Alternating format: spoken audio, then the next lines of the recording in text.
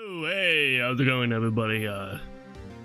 So, welcome to, my tier list of every Ace Attorney case in the series. Since this is obviously turning into the Ace Attorney channel, I thought that, hey, you know, it would be fitting for our channel to, if I just, you know, do this. Because obviously I can't play the next game without Mac being here. So instead, I'm going to spoil every single thing that happens in the series. So Mac, stop watching. Just go away. Go away. Go away. You out of here. Get out of here. Yeah, we don't want you here. But you can watch for the first 3 games. You can, you know, I'll be talking about everything during that. But obviously, it's not a definitive list because my opinion is completely stupid and it's obviously right. But if you think differently, then go ahead and like tell me that you think differently, and I'll reply back in the nicest way possible. No, you're wrong. For each of these cases, I'm gonna be saying like the mystery itself. Why, if it was interesting, if they have a twist villain, which is not that important within Ace Attorney games. If there's a twist villain, usually that's like the best part of the case, like it is for Turnabout Goodbyes, or you know, which Turnabout. Then yeah, I'll obviously put that within my input. If there's a case that like the killer was obvious, but the way they did the murder was very creative and interesting, like the magical Turnabout, then yeah, I'm gonna put that. Obviously, it's gonna get some points for that, despite the killer being obvious. Another thing is the writing itself and like the side characters, the testimony, how long it takes. Like I would say, like doing Rise of the Ashes is Angel Star's 50-hour-long testimony. Probably should not have been that long. Other than that, I think we are ready to get started. I will be ranking every case on here, every single one of them. Also, I don't think, another disclaimer, I do not think any of these cases are bad. Like, the wind is going to get my blinds. None of these cases are bad. They just have, I think that the ones I'm putting in detail still have some good qualities. Like there's some stuff that I do like, but overall it just was pretty terrible. But there's not gonna be many empty from mine. Let's get started. Okay. So the first one is, of course, going to be the first Turnabout. This is just the pretty simple, like, vanilla case that it's honestly a pretty good start to the series. Which introduces Larry Butts, who, I think Larry Butts is pretty good in the first game. Although, yeah, he does get annoying later on, but I still think he's a pretty good, like, comedy character that gets into wacky shticks. The first Turnabout, it is, yeah, it is just pretty much the most mid you can do, so I'm putting it in the second lowest tier, obviously. That's what I was going with. C tier is just, like, average, whatever, and since it's, like, the shortest case, I think it's, like, yeah, probably the worst first case. Am I saying that? Well, now I'm saying that. I'll say I'll change my mind later. Of course, my opinion fluctuates every time I play the games. Me and Max going through my third playthrough of all the games. So, and even through the playthrough that me and Mac did, my opinion has changed of some characters or some plot lines. It's just how we are that we just change our mind about stuff, and we see some good qualities with its good stuff, and see some bad qualities within bad stuff. So yeah, so the first Turnabout, just with Frank Solid, he's just a very one-dimensional villain, and like there's nothing. Like the part about him being like a newspaper salesman is kind of interesting, but other than that, nothing too splendid. That's pretty much it. But the first turnabout. Frank Solid's breakdown and throwing his toupee at Phoenix was a pretty good bit. You don't see a lot within the series of like a character throwing something at Phoenix and having him like have a different sprite. Alright, Turnabout Sisters! The big case, the case that changes everything. You're right. I think that like the whole build up to Red, White, and you know, introducing Maya Fey, Gumshoe, and Edgeworth. I think that's all very well done. The thing that isn't well done is the ending to the case. I think that having Mia Fey just jump in at the last second to basically be like, I have all the evidence against you. Go ahead and confess, Red White. And he's like, okay, I will confess. It's just like a little bit anticlimactic. It's just whatever. I know that like having Mia be showing like the spirit channeling stuff is very important, and having like seeing what kind of like uses you have with the spirit channeling is, you know, that's important. But like I still think that like just giving Phoenix the names of the people and then telling Phoenix, hey, read this out loud, I think that's enough. But like having like it's just still like having a bit more meat at the end to make it feel like I caught him rather than Mia Fey caught him. Oh yeah, April May is in this game. Doing? The cat always goes insane whenever I record. I don't know. It's just like she sabotages everything. Okay, April May is she's fine. It's they do this a bit with characters who try to look quite innocent, but in reality they're like fucking spawns of Satan. I think that like April May is just like whatever. She's fine. She's like trying to be overtly sexual for, you know, to get everybody on her side and be like, oh, I couldn't kill anybody. I couldn't be an accomplice to murder. I couldn't wiretap. That's essentially it. I can't say that after every case. I need to learn more words, man. Turnabout Samurai. Honestly, pretty good.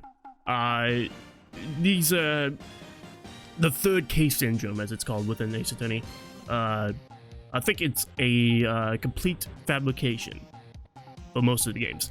But yeah, for like 4 out of the 10 games, yeah, I think third case syndrome does apply to those. But I think that Turnabout Samurai is the best case so far within the first game. Oldback is honestly pretty good in this.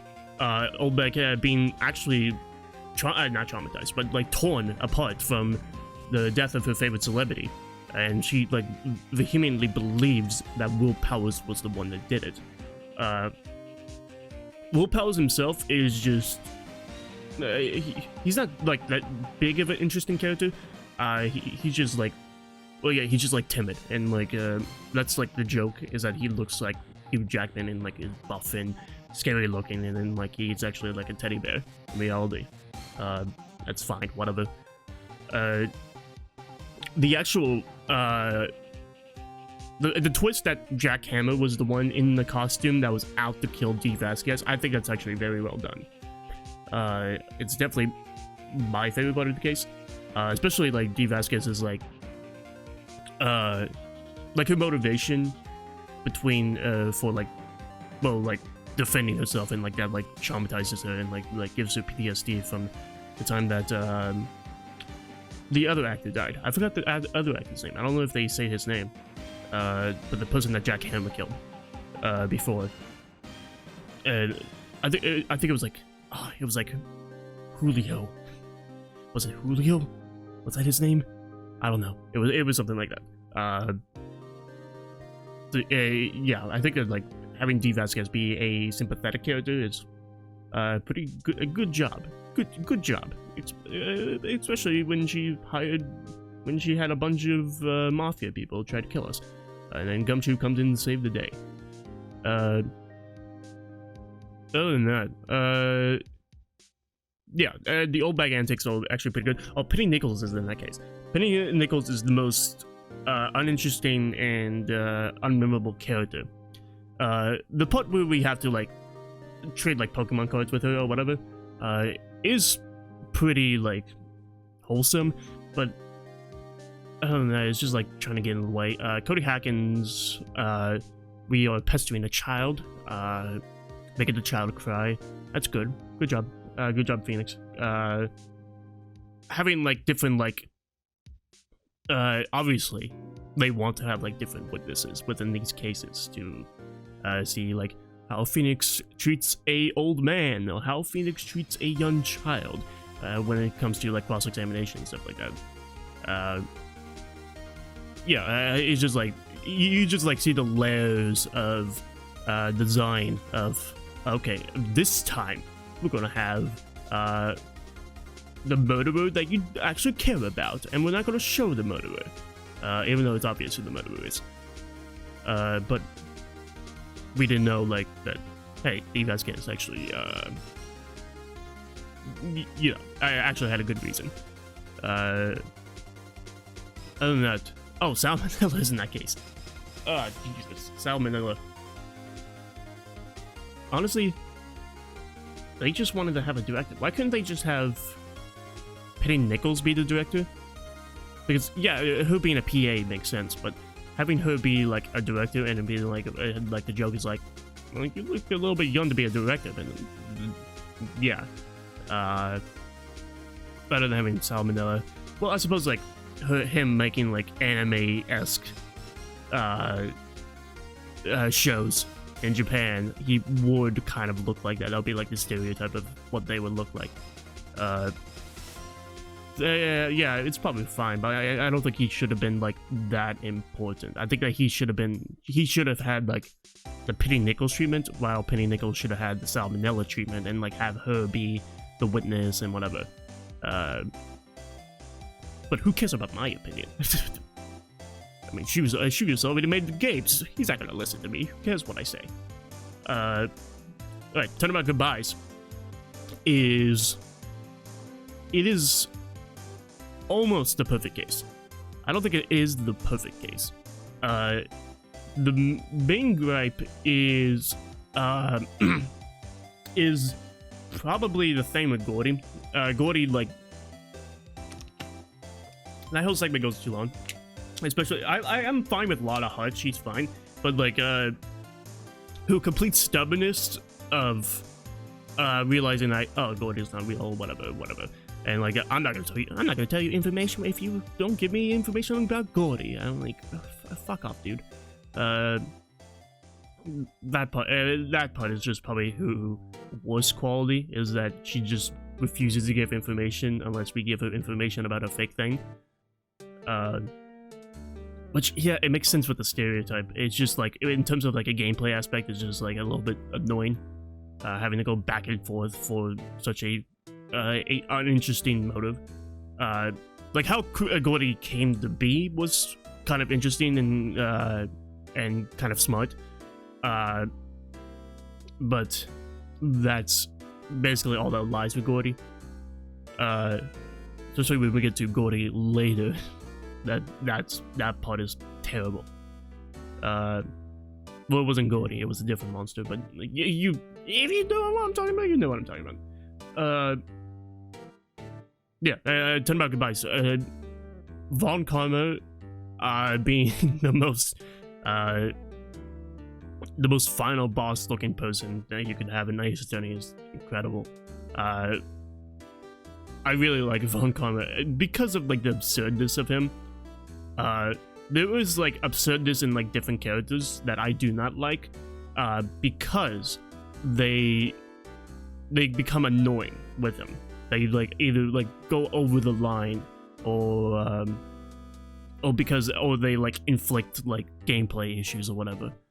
While Von Karma is just like, I am the hardest prosecutor in the world, and I never lost once, that type of thing. Like, that doesn't affect the gameplay at all. It just, like, puts a lot of, but tension, within the whole case. I mean, like, oh, I don't know if I'm gonna beat this guy. The whole DL6 incident is very interesting. I really like DL6. Is it the best, like, before case? I don't know. It might not be. I'm trying to remember, like, better ones. But, yeah, DL6 is very good. With, like, Edgeworth's father being killed by Yanni Yogi. But it wasn't Yanni Yogi who killed him. It was Von Karma, and that twist was very well done. And especially, like, how we, like, find out that Von Karma was the one who killed him is by, you know, using the stupid metal detector that meant nothing and using that in the courtroom. Von Karma's breakdown is very, very good. Edgeworth's, like, his, like, despair of thinking that he was the one who killed his own father, and then, like, that slow realization that it was Von Karma. I think the writing in this case is very well done. I liked it a lot. Back to Yanni Yogi. Yanni Yogi, basically turning into this old man that was trying to flee from the law, essentially, or like flee from the public eye, because I think that this is the only thing that the live action movie does quite well, is showcasing why Yanni Yogi went to becoming like this old man that runs a shack on Gourd Lake, about like how his wife like killed himself, and like there was like papers strewn around like saying murderer, that type of thing, all over his house and stuff like that. I think that was very well done. It's probably the best part of the movie. That's it with that movie. It's you should watch it. It's pretty insane. Yanni Yogi is pretty cool. Anything else about DL6 I want? Not DL6, but, well, rather, Turnabout Goodbyes I want to say. Nope, let's move on. Okay, Rise of the Ashes. This is the controversial case, because this case takes 20 hours to complete. Well, it takes like 12, but still, that's a lot of hours compared to every other case. Definitely, I think that Turnabout Goodbyes is quite good. I think that the first half is terrible, so that's why it's going to be like probably bottom mess. But like, yeah, Angel Star's testimony goes on for way too long. We do not need, like, it was 4 testimonies, I believe. It was either 4 or 5 testimonies with Angel Star about the same exact place, about the same exact thing. At least when we get like 4 testimonies from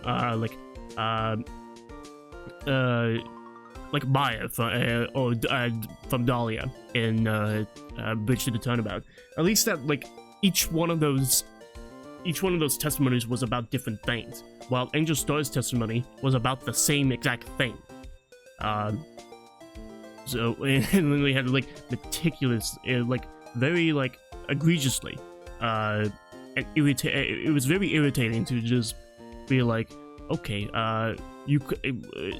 she immediately caught up to me. Oh, she couldn't immediately catch up to you because there's a fence right there. Okay, well, I went over here and then I made a phone call and she saw me make the phone call. Well, she couldn't make you make the phone call because there was a partition in the way.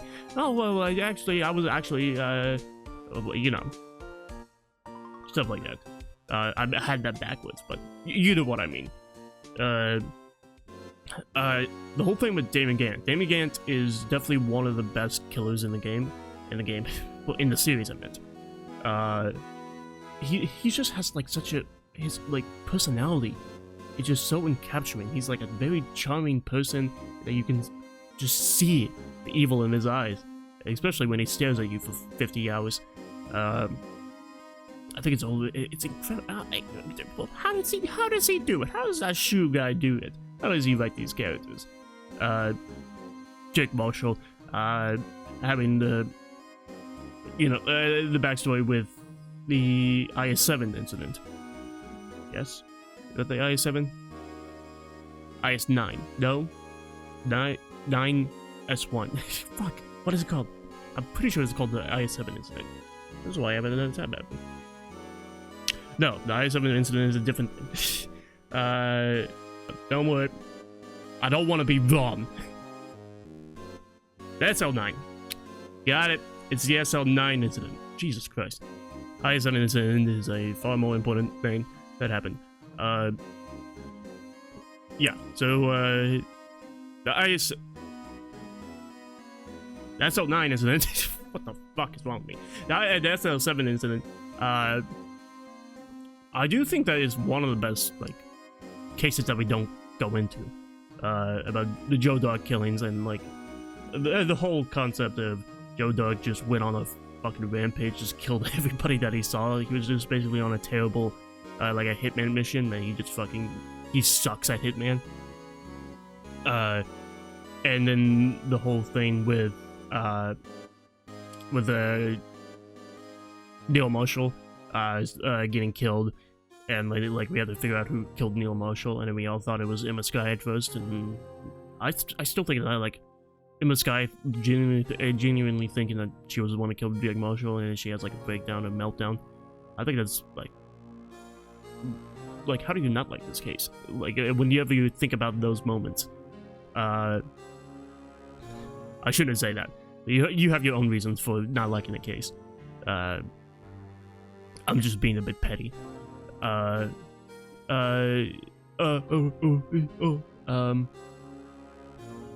Yeah, Lana Skye's whole motivation about, like, she knew this entire time that, like, no, she didn't. She didn't know that Emma Skye wasn't the one that killed her. She thought that Emma Skye was the one that killed Neil Marshall and was trying to keep that secret away as much as possible, and that's why she's been working for Damon Cannon and stuff like that.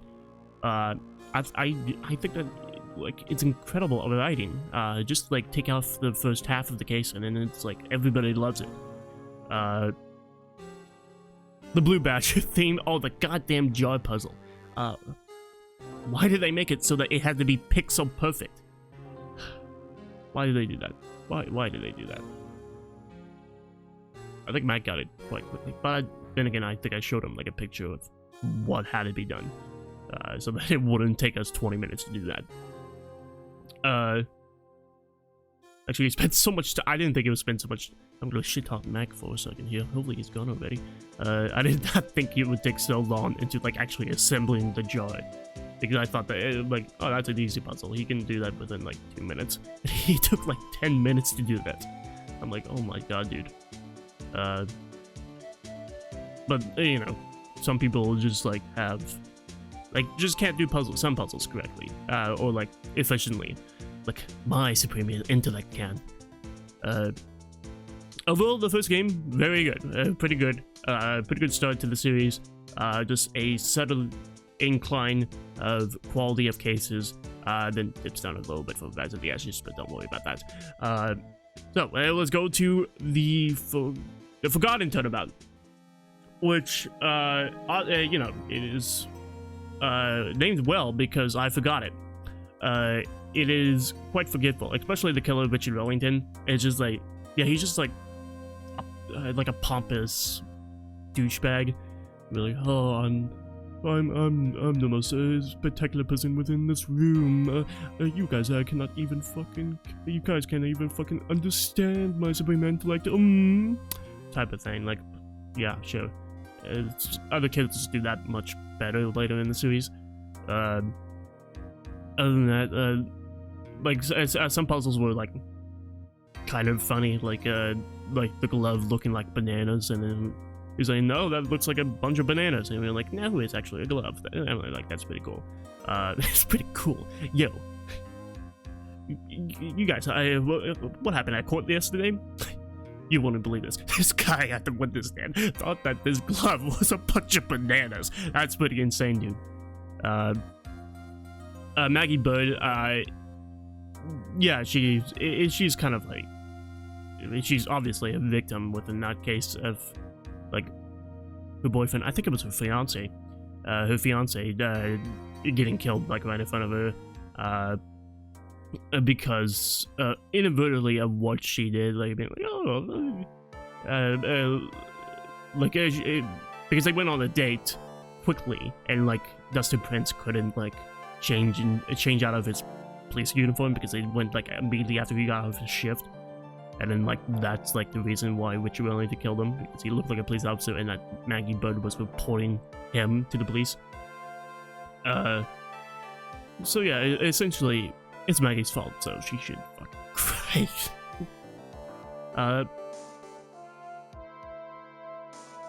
Maggie Bird, overall, gets much better, specifically in, Recipe for Turnabout, but I think she's fine in this one. I should probably rank it, but it's definitely better than 1-1, so I'm gonna put it there. First cases are usually going to be probably in the mid-tier because there's nothing interesting about them other than the first case. Oh, the fact that, like, how we, like, figure out, like, how we got the tutorial was because Phoenix, right, like, got amnesia and, like, got hit in the head with a fire extinguisher. I think that's very, I like that part. Yeah, very creative. Good job. That's it. Okay, so,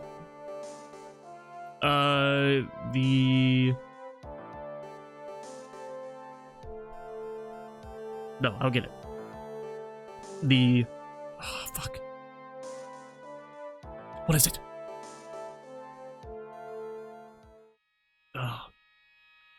Not the inherited Turnabout, that's later. Reunion? No, that's the last case. And Turnabouts, okay. Wait, that is it? Oh, it's Farewell, My Turnabout. Yeah, so. That's why I got confused. Reunion and Turnabout, because you reunite with Maya. That's what that is. That's why that's called that. Actually, I like it. I like it. It's pretty good. Good job, guys. Good job making a good case. Good job. Amy Mighty's whole story and, like, the twin sister type of thing, I think it's pretty good. Them doing the twin bit happens later in the series, and I'm like, come on, guys, you did this bit already, but you did it better in this case. Yeah, that's all I have to say. The introduction of Pearl Faye, Morgan Faye, I really do like Pearl. Pearl is a very, cool character that, like, I can't stop calling, like, everybody's cool. Pearl is a very interesting character in terms of, like, her innocence and, like, how she doesn't understand what's going on around her, but that's primarily because of, like, how she was raised and whatever. And, like, what Morgan Faye was trying to do, which, like, I think this case is much better with Bridge to the Turnabout. Because you know what Morgan Faye's, like, actual true motivations, but you do, like, know that, like, she wants to be, like, the main branch of the family, so she wants to kill, like, Maya, and so that Pearl could be the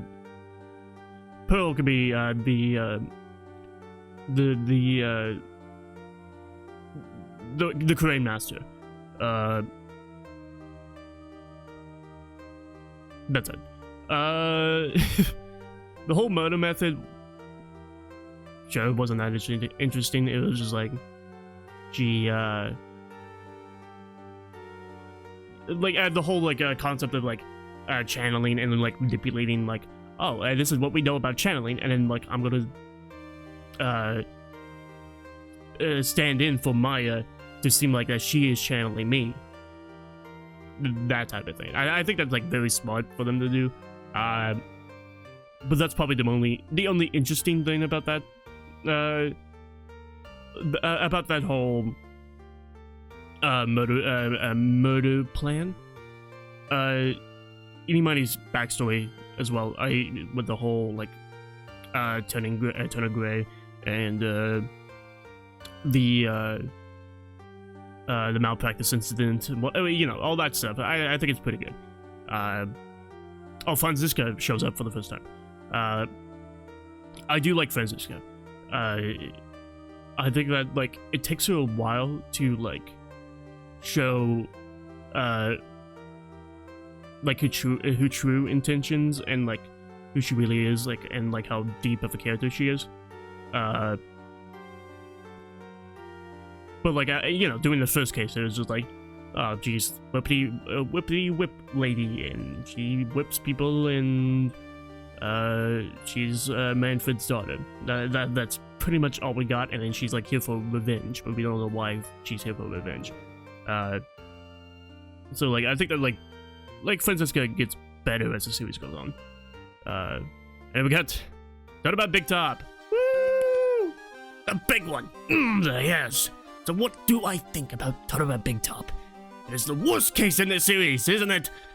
You must hate it. You must hate the ungrueling music. You must hate these unenjoyable characters, these horrible testimonies, and oh, the pedophilia. You must hate that part the most.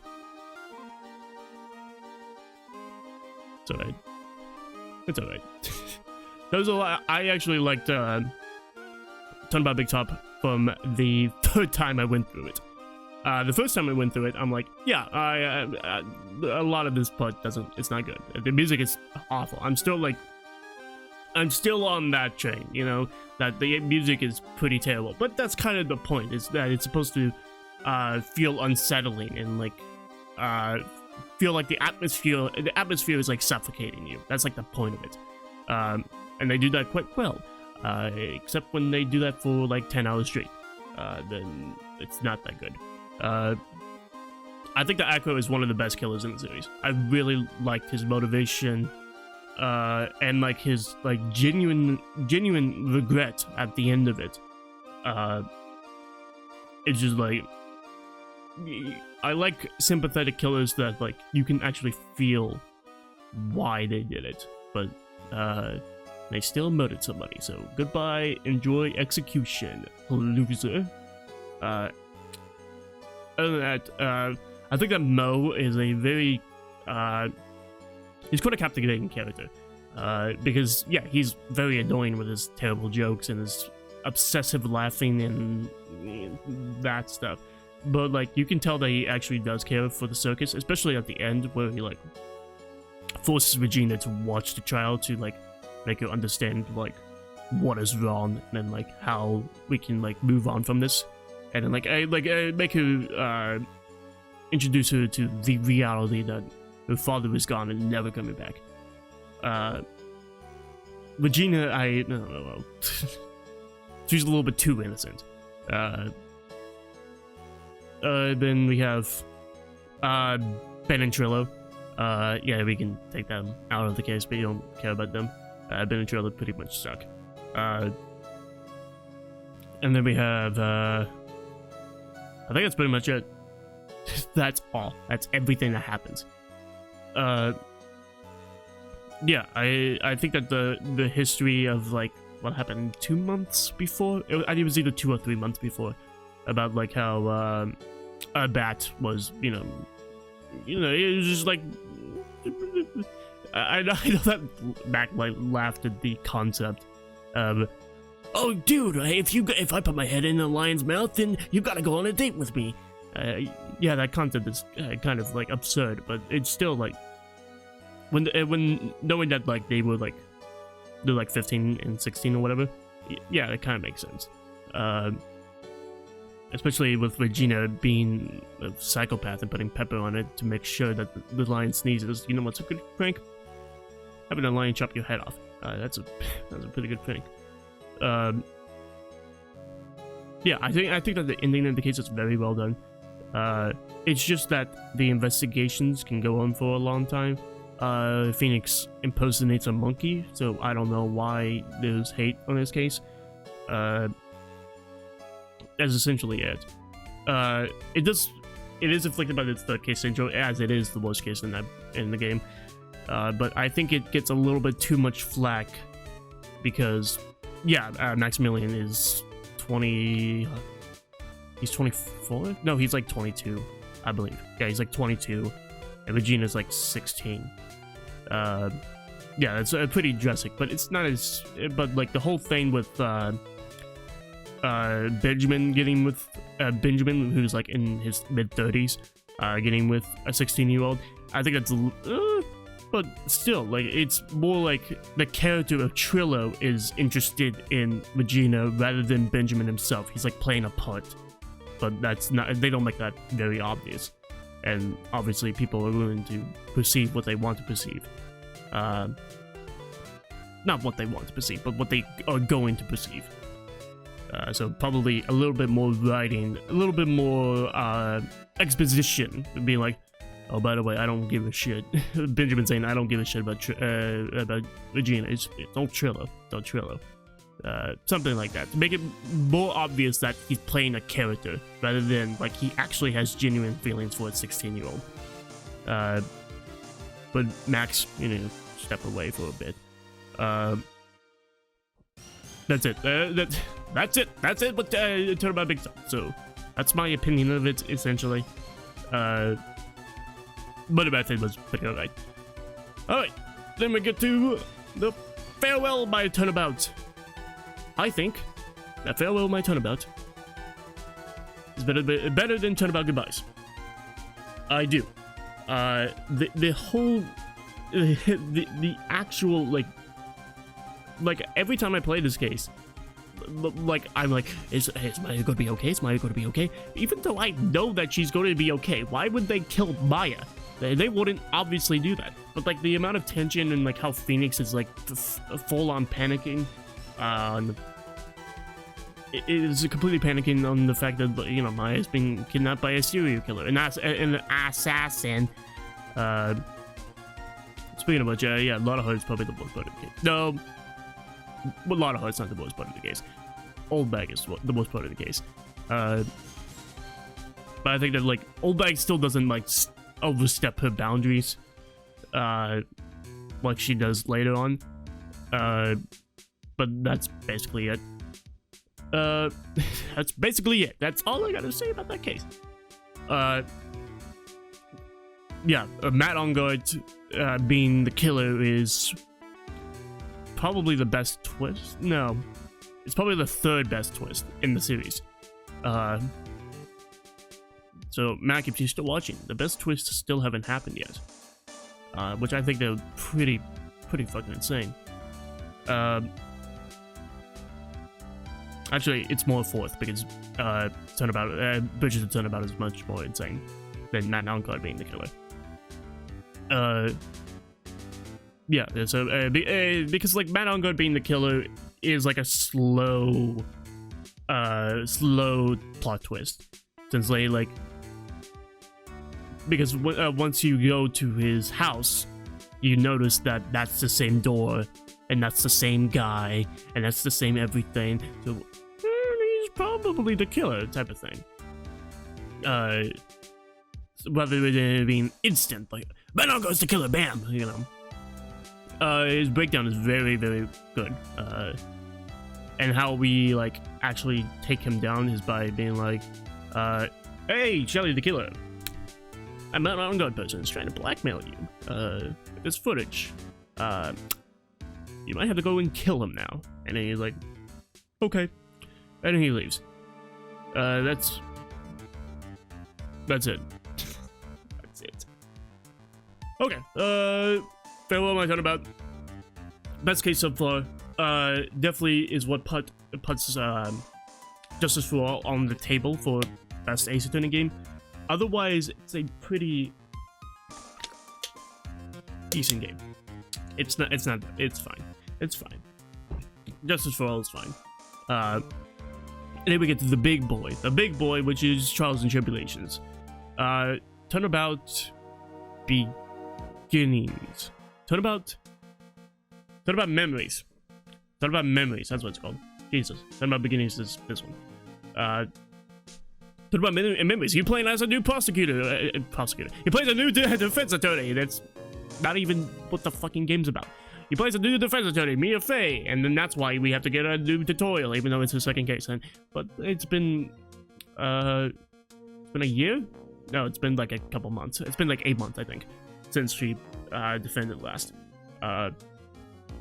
Yeah, we get to see how Mia Fey acts, and like how she, although she looks calm and composed, and reality, she's actually just as panicky and as just as dorky as Phoenix Wright. Yeah, Grossberg is fine. People always, you know, go against him for his hemorrhoid jokes, but I think whatever. It's not that. It's not that bad. It's just he just makes a couple of hemorrhoid jokes. Winston Payne. Winston Payne having a we getting the story arc on what happened in Winston Payne's hair. Very good job. Good job. Everything else, I think this is just like a good start. I'm gonna put it more right here. I think it's a good start to Trials and Tribulations, because like everything that happens afterwards is what makes this case much better. That's it. That's it. That's it. That's it. Yeah, introduction of Dolly Hopland. You know. The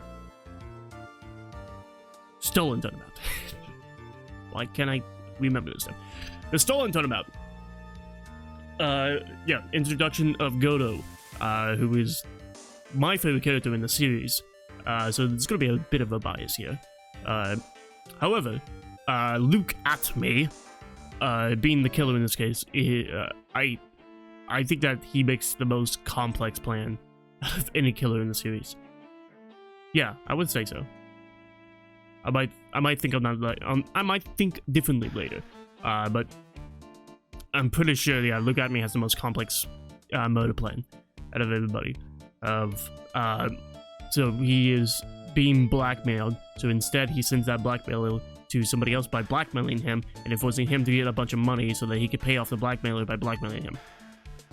And then he kills the blackmailer to get off of blackmailing, and then blackmailing the person he's blackmailing to, that he killed his blackmailer. I think that was it. That's essentially it. I'm putting it right here. I mean, Ron Delight. How can you not like Ron Delight? Destiny Delight, although it doesn't make an impact, she's fine. Yeah. That's it. That's it. All right, next case, guys. Next case. No need to talk further about this case. Next case is Recipe for Turnabout, which is unfortunately a victim of the third case syndrome, as it is the worst case in Trials and Tribulations. No, it's not. It is not. It's not worse than the first case. As if the first case is bad. I don't think it's worse than the first case. Yeah, actually, I think... Yeah, I think the third case syndrome, like, it's like... Considering the first case is always going to be the worst case, yeah, the third case syndrome is the worst main case of the series, of the game. Yeah, okay, so... Recipe for Turnabout. Of course, a game taking place in Japan. Of course, a game taking place in Japan will have a maid cafe case. Obviously, it's gonna happen. Maid cafes are all over the place, whatever. Yeah, so like having them in maid outfits, whatever. So what? I mean, like, there's nothing like sexual about any of these, except for like probably like the Kudos interpretation of them. So like, I mean, like, yeah, just like a very like adorable like case of my like I'm gonna be a waitress, whatever. The whole concept of Furio Tigre impersonating Phoenix Wright, despite the fact that he looks exactly like him, I think that's the best gag in the series. Very, very good. It just shows how like idiotic the justice system is, which I suppose, like, considering like the intro cutscene and we see Furio Tigre there, I mean, like, he does a pretty good impression of Phoenix Wright, instead of, like, you know, them not making a new sprite. She's all the way over there. Despite, obviously they want to make a new sprite because they already, it barely had any room to put the game in as it is. Viola Everini's as story is very interesting. And like you feel like kind of bad for it, and like and that like song that plays whenever she like sheds a tear. I don't know what instrument that is, but it's like pretty good impression. I'm pretty sure you all know what I'm talking about. Yeah, it's like, oh my god, it's just making me feel emotion. That's not. This piece of media is making me feel emotion. That's ridiculous. I'm a man. I don't feel emotion. Yeah, whatever. Whatever. Cases, whatever. Right there. Well, right there. Well. Oh, is it better than Turnabout Samurai?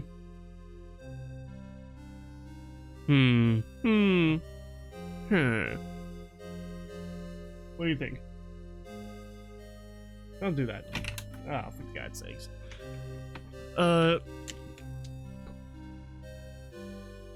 Do I think it's better than... Well, I think I liked Jean Armstrong and Victor Kudo a bit more doing this. Doing the third run through. I think it's just like it's just more fleshed out. And like Shu definitely knew like what he was doing by the time he wrote this case, which was supposed to be for Justice for All.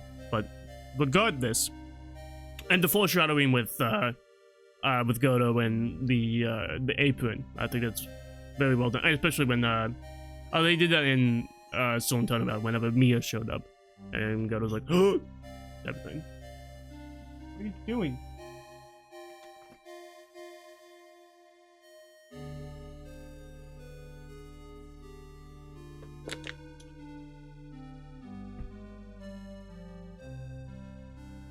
Okay, this case. Alright, next case, which is... Oh my god, Turnabout Beginnings! Turnabout Beginnings, it is... we bring back Miles Edgeworth, which is like... first time I played it, I was like, oh! Whenever like Miles Edgeworth just showed up. Because I did not think it would show up until Bridge of the Turnabout. Yeah, everything. About how we find out that Godo is Diego Armando. The whole chemistry with Mia. Terry Falls shows up and then it's like, and then he dies, and then like, oh my god, Terry Falls dies in front of us, and then because like Dahlia Hawthorne was the one manipulating him the entire time, because probably like Terry Falls has like some sort of mental disorder that like he just caused chaos.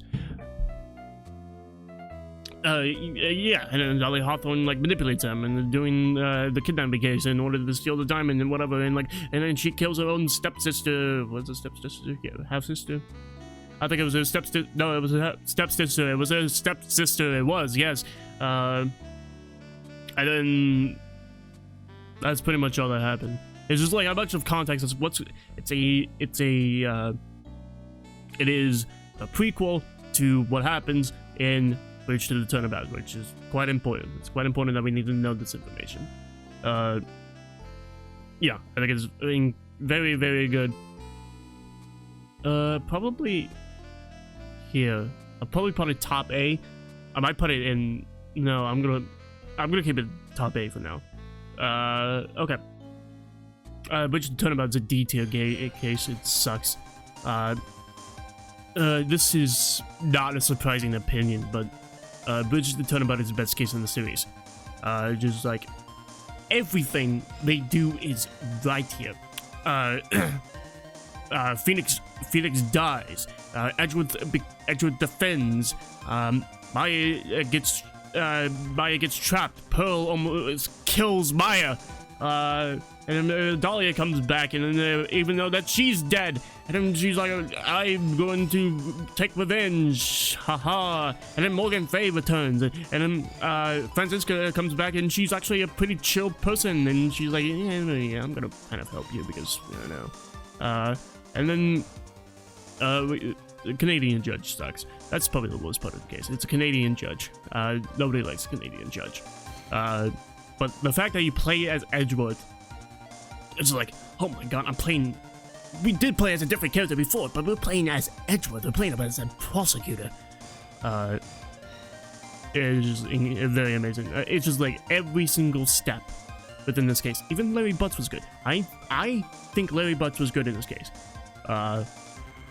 Just like him, like trying to figure out who he is. Is he an artist? And he finds out that yeah, I'm a terrible person. I suck.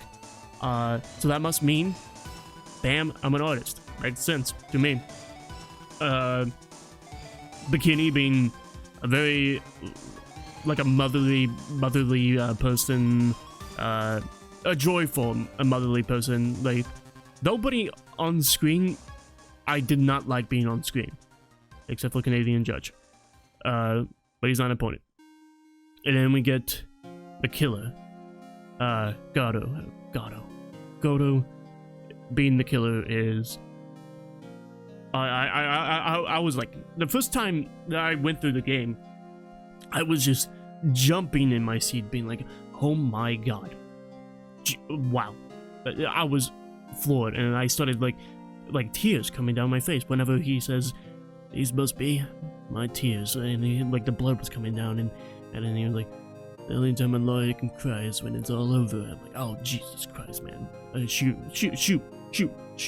has done it. He has done it once again. He's created an incredible case.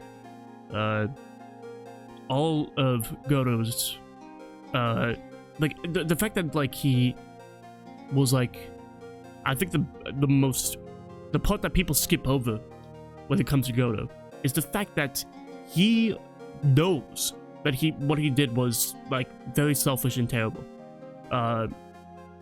But he did it because he couldn't control his own emotions whenever he saw Dahlia. Like, he knew that it could have been Maya, or it could have been Pearl, especially. He knew that he could have potentially be it could have been Misty Faye. He knew that. He knew that it could have been all three of those people, or whatever. He didn't think it was Maya, because Maya was in front of him. But he still thought that, like, potentially, this could be a little girl that I'm killing right now. And I did it anyway. And like he was so like remorseful for it, but he's like, but I still tried to make it seem like Maya was the killer. So like, was I really trying to protect Maya this entire time, or was I trying to go on my own interests and like save myself? And he knew that like the person that he should have called to, solve all of this was Phoenix Wright himself. He knew that Maya was going into a trap and let her do that anyway so that he could get revenge on Dahlia Hawthorne. Like, the amount of, like, conflicting emotions with Godo makes him the most, like, human character. And why he is not only sympathetic as a villain, but, like, you actually care for him, especially whenever like everybody's saying that Godo did nothing wrong. Well, of course he did something wrong. He killed somebody. Of course he did something wrong. He had good reason. He had like his intentions made sense for him to do that, but it doesn't take away the fact that he murdered Maya's mother, and he knew that he could have done it. That he could have either killed Maya's mother or Maya's cousin, who was a child, a little girl.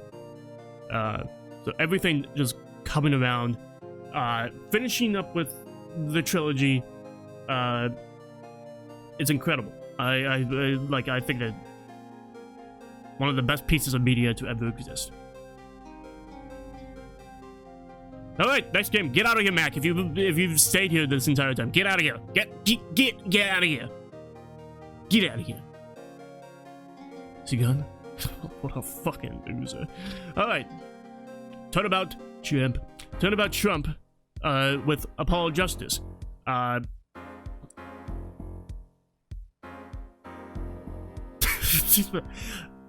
Okay, next case. Turnabout Trump. Holy shit. They just throw you with everything in the first case. About like how like Phoenix Wright looks like a homeless guy and he's like an alcoholic, and how he was just doing illegal poker games, it wasn't illegal, but you know what I mean. The shady poker dealings in the basement of a Russian restaurant.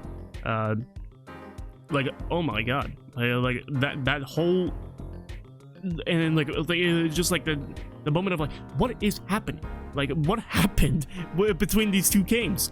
And then we have Christoph Gavin, who being the killer. Christoph Gavin being the killer was an insane twist. Even though they show you a list of 5 people, and like obviously like 3 of them couldn't have done it, and we just proved that the last one could have done it, I was still like, oh, it can't be Christoph. Obviously it can't be Christoph. He's my assistant. He's gonna die in the next case, of course. So he can't be the killer. So like that whole twist, and like seeing like who Christoph is as a person, like how conniving, and like he's a very smart guy, and like you can see like the smugness and the evil in his eyes about like, obviously I'm gonna get away with this, and like I just think that like Christoph is the most interesting character in the series, as if like trying to figure out what his motivations were. I know I'm skipping ahead a bit, but his whole motivations for the rest of the game, they don't go into detail about why he did stuff, but like the speculation about why he goes into stuff, and like what was inside of his mind this entire time while he was committing these acts. I think that's just what makes Apollo Justice as a game quite good. It's just like all these mysteries that are just left unsolved, allowing the player to figure out what is happening. Unless they come up with Ace 27 and say like, oh, Christoph is back! He got out of jail somehow, or whatever, you know. Or like try to explain like what Christoph's motives were, which I don't think they should do that. But to give closure to all the Apollo Justice haters, yeah, probably they could. Apollo Justice himself, although he's not that interesting in the first game, in Apollo Justice, you know, the game he's named after, I still think that Apollo Justice he's very likable, and like in terms of like his personality and like his sarcasm or whatever compared to Phoenix, I think I enjoyed a bit more, especially Phoenix later on. I think that Phoenix in this game is peak Phoenix, because he's actually being, you know, someone who is conflicting, rather than like someone. Yeah, obviously he's like trying to figure out what does it mean to be a lawyer, whatever it means to be to defending somebody. I mean, like I would have got off like my best friend. I would have got my best friend off the hook, which is what. And I like try to heal my best friend and make him go on the right path. I already did that, so now what do I do? Like what he wants to do after he accomplishes his goal. I think that's I think that's good. But then Phoenix being all mysterious and being like, yeah, I knew everything from the very beginning. I'm the best lawyer ever. I think that's it's just really good. Turnabout Corner. Yes, Turnabout Corner. Like, is that really the name of it? Yes, Turnabout Corner is... my god. Obviously, everybody knows it as the panty case. You gotta go and get everybody panties and stuff like that. However, it doesn't introduce Trucy, but it like introduces what Trucy is and who she is like. And Trucy is incredible. I really like Trucy. So, bam. No, it's not that high. But it's probably like right here. It's probably right there. I think the whole like Wesley Stickler type of thing is like, yeah, whatever. He's just like, a lot of these characters are just like, everybody's like, fuck this guy, fuck him, he's a fucking pervert, whatever. I'm like, whatever. I mean, clearly he doesn't affect me, but he affects other people, which that's obviously an issue. But this is my list, so I choose whatever. I'm the fucking king around here. Okay, so the whole Kitaki situation, the whole Kitaki family conflict. I think it's quite. I liked it. I like it a lot. My god, the cat just destroys everything. I wouldn't be surprised if a fucking nuclear bomb goes off because of my cat. Yeah, walkie-talkie, how he get on the real G type of thing. And he wants to, like, goes into danger, trying to, you know, be an actual, try to show his skills as a gangster. Yeah, I don't think he's annoying at all. I don't think at all. Plum Kataki is just a sweetheart. And then we had Winfred, Big Wins, Kataki, I believe, with his eyebrows. Those luscious eyebrows. Emma Sky comes back, and this is where I like Emma Sky doing Rise from the Ashes. I think that she's like, yeah, very innocent, like ambitious type of girl that actually says like very quirky and funny stuff. But Emma Sky in Apollo Justice and how she hates everything because she did not get the job that she wanted, and like how depressed she is, rather, and like a passive aggressive. I actually like her in Apollo Justice, and because not every character gets what they want, and like obviously this is not like a happy game. It's just not a happy-go-lucky game, despite what several moments within the series tells you. Yeah, New Hollywood, like, some tragedies is a little bit much, but tragedies of characters not getting what they want. And Emma's Sky being one of them. Yeah, I just really like her personality within this game. Now we're gonna get to the part that I, don't like. Alita Tiala. Alita Tiala is a terrible killer. I like, obviously, yeah, you feel a little bit bad for it whenever Pat Maractus chokes her to death. Like, it starts choking her, and like she like killed him out of self-defense. But like, still, her motivations on why she was like trying to like blackmail him or whatever, it's just like, I mean, like, they did the same thing with Dahlia. I mean, like, what, like making like a sweet girl, a sweet innocent girl, actually have bad intentions and try to kill everybody, whatever. I mean, and like try to get whatever she wants, and like, you know, just come on, you've already done this shtick with characters looking innocent. Yeah, I think she's more comparative to Dahlia Hawthorne than April May, because April May is like, she's using her tits as like a way to like get everybody on her side, better than her innocence and adorability or whatever. You know what I mean.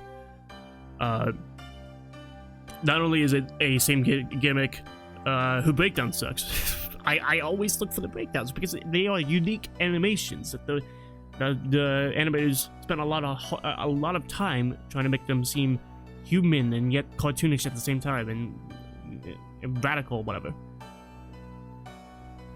Her breakdown is just like the same animation. It sucks. It is like, we don't really feel good because like she like turns like a complete 180 whenever we started accusing her as a killer. And, like, what? Come on. I mean, you've done this shtick before, Shu. Come on, Shu. But we're introduced to the lovely Clavier Gavin, and like Clavier as a prosecutor, like he is he's not an antagonist. He's just like a chill dude. I'm not saying this is bad. I'm saying this is incredible. I really like Clavier because, yeah, he's a good prosecutor, but he's just like kind of there for the chills because, you know, I just got back from my concert and I'm just going to just sit here and prosecute, that type of thing. Like, everything about him is great. His air guitar animation is amazing. Yeah, Clavier is top tier character, especially in terms of my book. Whenever I make absurd exaggerations of characters, Clavier is definitely one of those that I would probably make. But the case itself, yeah, Well, she doesn't kill him on... Well, yeah, she does kill him based on self-defense because he was about to, like, dump her body in the river. So, yeah, it's essentially self-defense, but could have ran away out of the cards, perhaps. I mean, like, he was a man in his, like, late 50s. What is he gonna do? Catch up to her? Other than that, I don't like Lady Tiala. I think she's a terrible killer. She sucks at her job. Everything else, pretty good. Despite it being known as the panties case. I love the dynamic between Trucy and Apollo. I love the chemistry. Very good. Turnabout Serenade. Oh my god, Turnabout Serenade. Everybody hates this case. What do you think about it doing? What do you think about Turnabout Serenade? Oh my god, they had to... Don't play the video again. Don't play the video again. Ah, oh, fuck, they're playing the video again.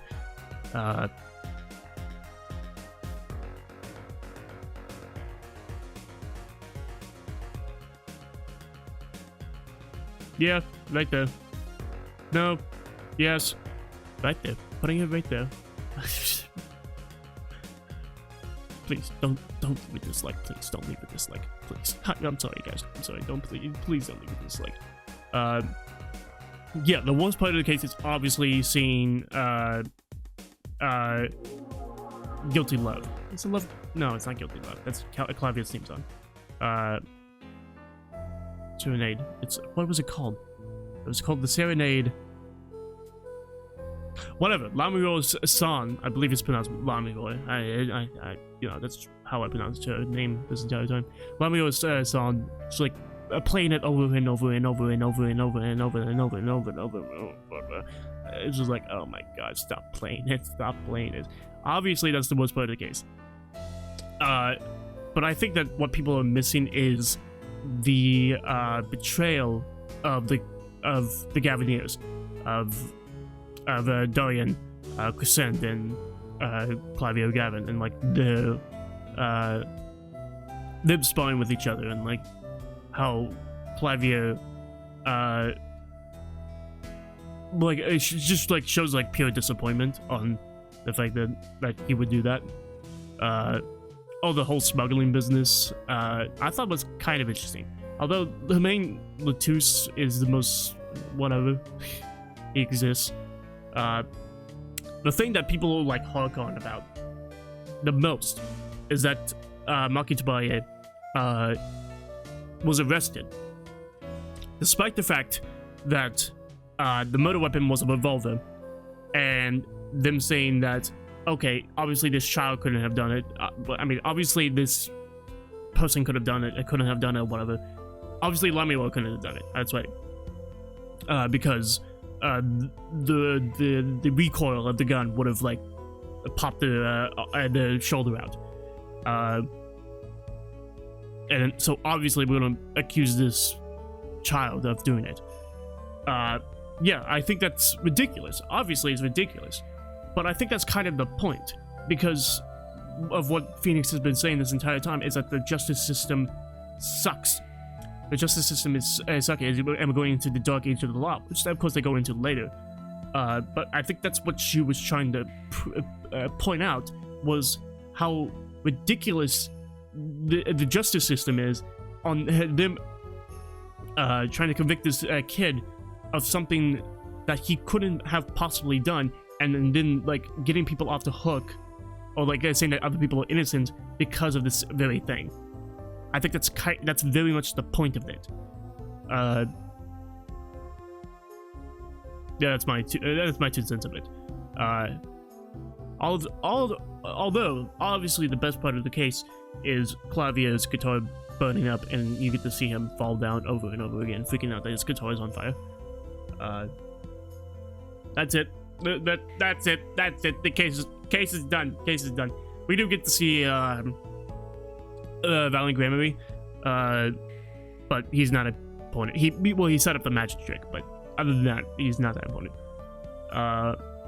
Also, can we stop having games have like magic within the mysteries, and then we were like, okay, how was the magic done? And he's like, oh, I can't tell my secrets. I'm like, come on, dude. This is a murder case. Luckily, they fixed that with a magical turnabout. Okay, and then we got Turnabout Succession. Oh my god, Turnabout Succession. While like trying to figure out where to go within Turnabout Succession is kind of a headache, I think that like how they did it was very well done. Like going to the past with Phoenix to find out why he lost his badge, or and like how he met Clavio, and what actually happened in the Bush Bowl Club before the murder of Shady Smith. The truth about Trucy, who her mother is, who her father is. Well, we already know that by that time. The twisted Apollo Justice in Trucy or half siblings, I believe. They're half siblings. I'm not a scholar. Yeah, what happened between the Grandmaries, the tragedy of Magnifi's death or suicide, and then like that trial altogether. I think that like, especially the first trial with where you play as Phoenix and you go against Clavier, and then like that whole thing. I think that's incredibly well done. I really like that first case, and then going back and then finding out everything that happened, like everything that happened with like Zach Gregory's disappearance, and like how Trucy like helped him whatever, do whatever. It's just like everything just like comes together into like such an incredible case. It's like it's kind of like Bridge to the Turnabout in that way, but I think it's obviously less good because they don't give us Kristoff's motives on why he poisoned Drew Misham and Vera Misham, but like just like the hidden mysteries of everything, like how Drew Misham was the one like painting, well, drawing like all the cases that Apollo was doing.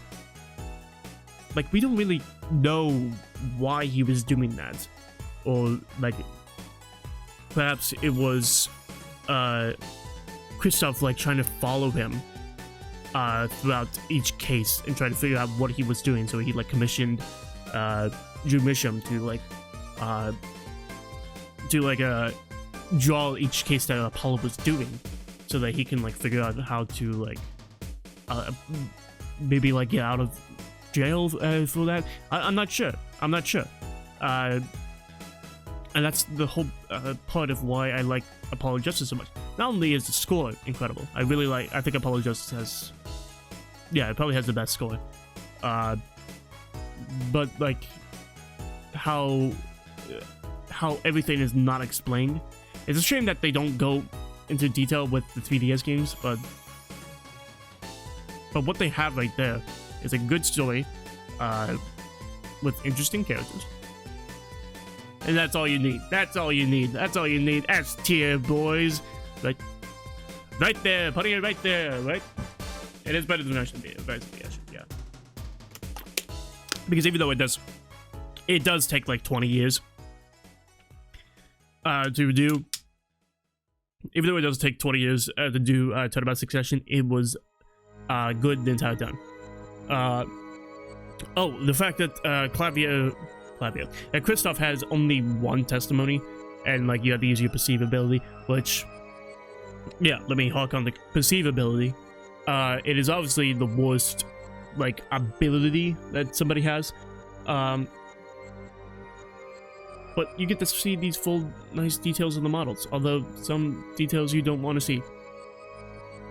But the perceive ability is just like, it's ridiculous, but like I can see why it works. It's definitely, I think the perceive ability is definitely the worst part about Apollo Justice, but I didn't have that big of a problem with it. It was just, the biggest problem was trying to find which animation was different or whatever.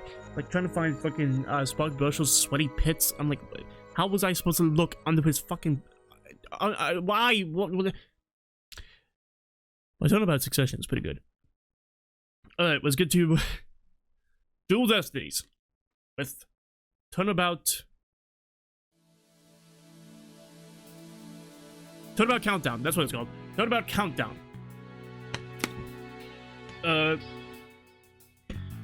probably gonna be a bit lower because I talked about Countdown. It just has it's an introduction of some elements that like get better as the game goes on. Introduction of Athena Sucks, which I really like Athena. That's good. The whole gag of gasp in pain, just like being like just like running out of the courtroom whenever Tatone was going to blow up a bomb. But that's pretty much it. That's all. It's just like the most like all right, fine case that I can think of. It's also quite forgettable because everything that happens around that case is much more interesting than what happens during whenever the courtroom exploded. Probably, yeah. Like I think the intro cutscene is probably the best part of that case. That's it. Yeah, I've got nothing else about Ted Tornado, whatever, about Felix Wright. Yes. The thing with Felix Wright, actually, about how he transforms back into First Trilogy Phoenix, instead of, like, keeping his Apollo Justice persona. I think that's a bad decision. They should have, like, made him a much more refined, confident lawyer. Yeah, of course he would be, like, nervous within his brain or whatever, within his inner thoughts. He'd be like, what the fuck? Oh, God. I didn't expect that to happen. But still, like, he was, like, still keeping, like, very confident. Like, he learned something from all of Mia's teachings, from, like, from his time being off the law. Like, have something, rather than just him reverting back to being dorky old Phoenix whenever he was in his early 20s. It's just like, I think that's just a bad decision. With that said, let's go to the Monstrous Turnabout. The Monstrous Turnabout, I think that it's definitely the worst case in the game. But I mean, everything with it, like the whole lore of the QB Manor, about Tenma Town, about you know, all the lore with that, I don't think it's that interesting. With all the yokai, is not that interesting. Florent LaBelle is probably, yeah. I don't like that they showed us who the killer was. However, the killer was obvious. But when they have like moments literally like, actually Jinxie's the killer, and then everybody's like, what? Jinx is the killer. People like, we watched the fucking intro cutscene. We know who the killer is. This is not. Who gives a shit about this part? I mean, yeah, obviously like Jinxie is gonna be like, have a breakdown and be like, I'm the killer. The killer? And people like, it's just like, it wasn't that impactful to the audience that this happened, so who cares? Damien Tenma is god tier character. I like him.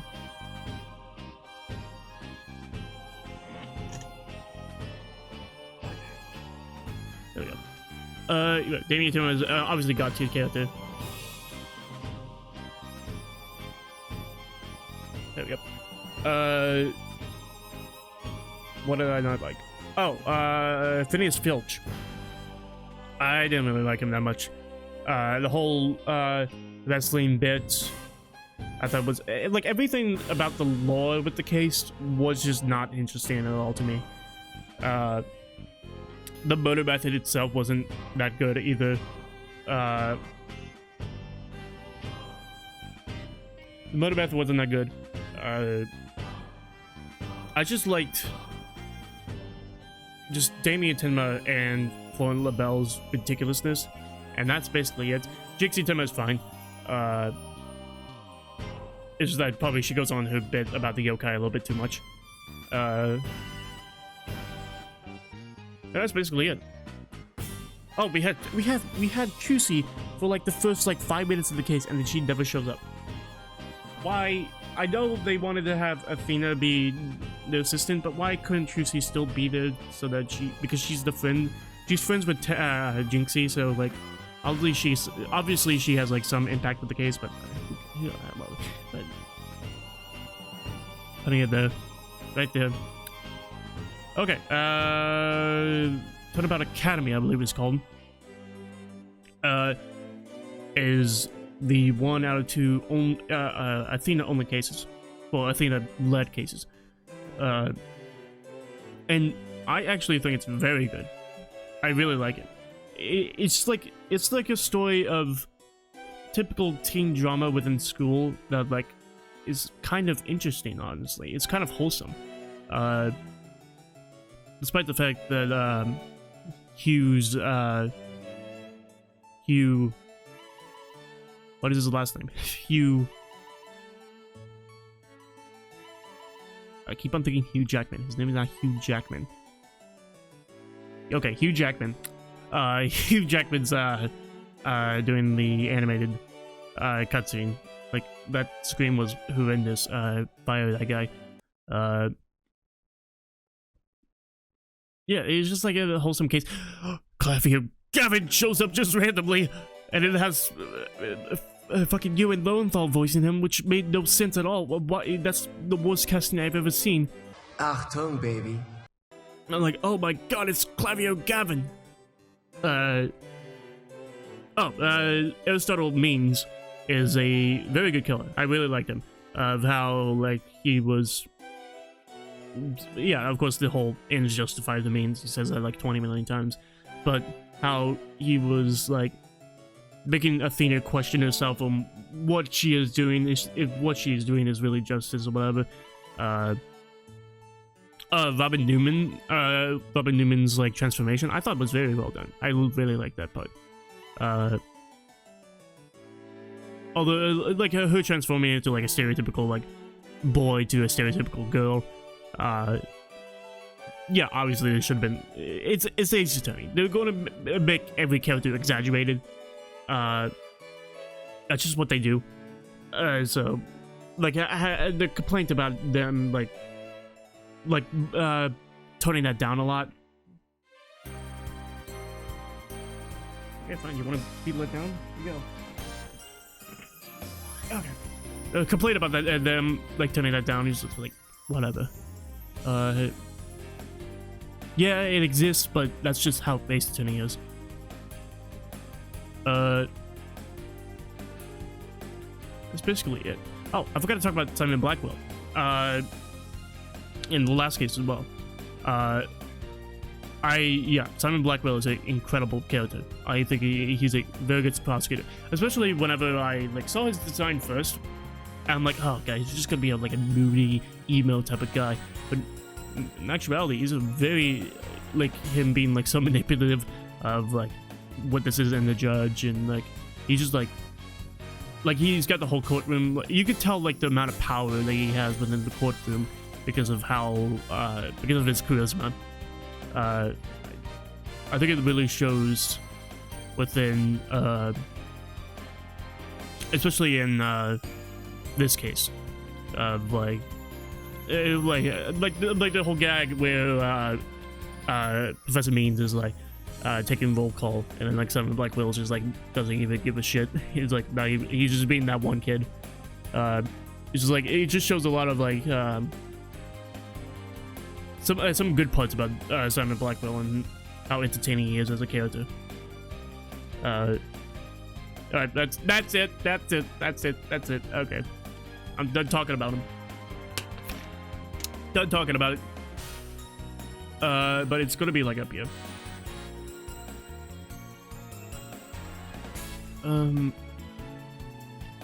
Yeah, I'll probably put it there. Honestly, yeah. Alright, 5-4, which is the Cosmic Turnabout, I believe. I'm trying to figure out like which parts are in this case and which parts are in Turnabout. Now Evolution. It's Turnabout. Wow, I cannot believe I've forgotten what this one is named. Don't wait, I'll get it.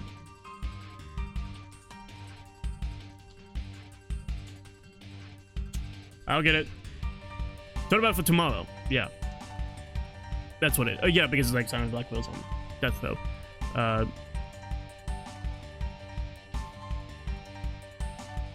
Okay. Jesus. Okay, Cosmic Turnabout. I think it's just. When does it end? I can't remember. I keep on thinking like these are like the same case. And the Cosmic Turnabout ends. Yeah, I think it ends with Athena being accused of murder. I think that's what it was. Yeah. I think that's what it was. I'm still gonna put them both. Is it? Was it that when it ends? I can't remember. I cannot remember when it ends. Because that would be like a good a place to stop it. I believe that's it. Whenever Athena gets accused of murder, and that's where it ends. Yeah. I'm gonna put it up here. Probably. Yeah, right there. Yeah, I'm gonna put it right there. I'm gonna talk about both of these cases actually. But I like, holy shit. This is what makes Dual Destinies like significantly better than Spirit of Justice. Is like the actual setup of everything actually comes to a satisfying conclusion. With Simon Blackwell, like we figured out like small things about Simon Blackwell like throughout the game, and like the end, we find out like why he's actually in jail and that he's actually innocent, and then we find out who the actual killer is, which being the Phantom. That's what his name is, the Phantom. And I believe that this is the second biggest twist in the game, in the series. Second biggest twist in the series, which is that Bobby Fulbright is the Phantom, and then Bobby Fulbright has been dead this entire time, and like, and then he starts like impersonating everybody. It's just like the whole like clusterfuck of what happens. Edgeworth just shows up. Oh my god. Whenever they were saying, whatever, like, Aura. Is it Aura or Aqua? Aura. I believe it's Aura. Yeah, Aura Blackwell was saying that, oh, I could get you guys a prosecutor. I can give you guys a prosecutor. Jesus. I'm talking too much. I can give you guys a prosecutor, and I thought that it's going to be probably Clavier because he's already in the game and whatever. And then it just shows the first frame I saw of the chessboard. I freaked out. That's probably just because of how nerdy I am. Maybe I really do like these games. Maybe I do. Yeah, Edgeworth shows up, which I do not mind Kyle Aber's performance as Edgeworth. I think it's pretty alright. Despite what everybody else says. Yeah, the whole thing with Athena and her mother and like the Black Cyclops and like, oh Jesus, everything just comes together. It's like it's incredible, dude. But it's not as good as Bridge of the Turnabout, because Bridge of the Turnabout is a conclusion of 3 games, while Turnabout for Tomorrow is a conclusion of 1 game. That's probably the best I can put it on why, because I think that in terms of quality, these two cases are very similar. Of how much I like them. That's it. Okay, we're going to do Turnabout Reclaimed. Turnabout Reclaimed is the best DLC case that they have made, because it is good. Next one. Honestly, I don't know if I'll put it in S tier. I'll probably put it in A tier. I'll probably put it there. Of course, I'll rearrange it probably later or whatever. Yeah. Turnabout Reclaimed show like the way, like what Phoenix did after he got his badge back. and like a Phoenix. Like it's just like it's the wholesome case. My cat's gonna go insane. So this is the wholesome case. Especially like this is the only case. Well, no, I think this is a case like this in Grey Destiny. Yeah, there is. A case where like only happens twice within the series that this wasn't a complete accident, and that the whole thing with I believe this her name is Aura. Yeah, I believe it is Aura. No, it's not. It's Aqua. I see your face, but I can't remember her name. Why can't I remember her name? But like Marlon Rhymes' girlfriend. That whole plotline, I really enjoy it. Like having like Marlon Rhymes have a genuine reason wanting to kill the whale. I can't think of what, but you know what I'm saying. The whole plotline with Marlon Rhymes, I think its transformation is hilarious, and how he like does like distracts of Phoenix. It's a very entertaining case. And like which if me and Matt go through it, I'm gonna be playing this after the Monstrous Turnabout, because the only thing that you can get out of like playing this game, this case last, is that like whenever Fulbright shows up and you're like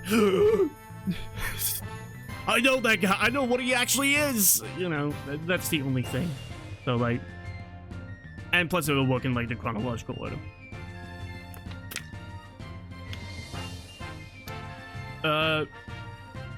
Yeah, I've got nothing else to say about it. It's just like just a wholesome case, and like very enjoyable to go through, and every character is just either very charismatic and entertaining, or they've got like an attitude, or what, like Human Crab, like characters like that. But Norma the Plume, I don't like Norma the Plume. I think she's horrendous. She's a terrible character. She's just like, what was even her point? What was the point of it? She was the witness, and she like she like wrote a book about like what happened to Marlon Rhymes' girlfriend, like that incident that happened, and then she was like trying to. It's like I think she was trying to get rid of the whales using her books, something like that. Like literally, she's both forgettable, irritating to talk to, and she flashes her tits, which that could be a good thing or a bad thing depending on who you are. Yeah, that's it. That's all I got to say about that one. About overall, Dual Destinies is a very solid game. I think it's a very good return to the Phoenix Wright series after the investigation games. Yeah, that's pretty much all I gotta say about that one. Alright, let's go to Turnabout, the Foreign Turnabout, I believe it's called. Yeah, the Foreign Turnabout. There's so much about this case that I like, but it's also the most forgettable case. I think that like having like I'll Be Your Guide, such a stupid name, I'll Be Your Guide, be like is the one like under suspicion, being the defendant, and then Phoenix comes in, and even I'll Be Your Guide is like hating on him because he's a lawyer, and how like the culture works within Spirit of Justice. I think the culture of Karine is probably the best part of it about Spirit of Justice, and how they like will build this entirely new world, and how the law works, and what their like the different cultures and stuff like that. I think it's very well done. That's it. Peace, love, and understanding. I'm gonna hate. I hate these names. Or do I like them? That is the question. Peace, love, and understanding. He's an entertaining character. Especially whenever he turns into a heavy metalist, and it's just, you know, turns into heavy metal Jesus.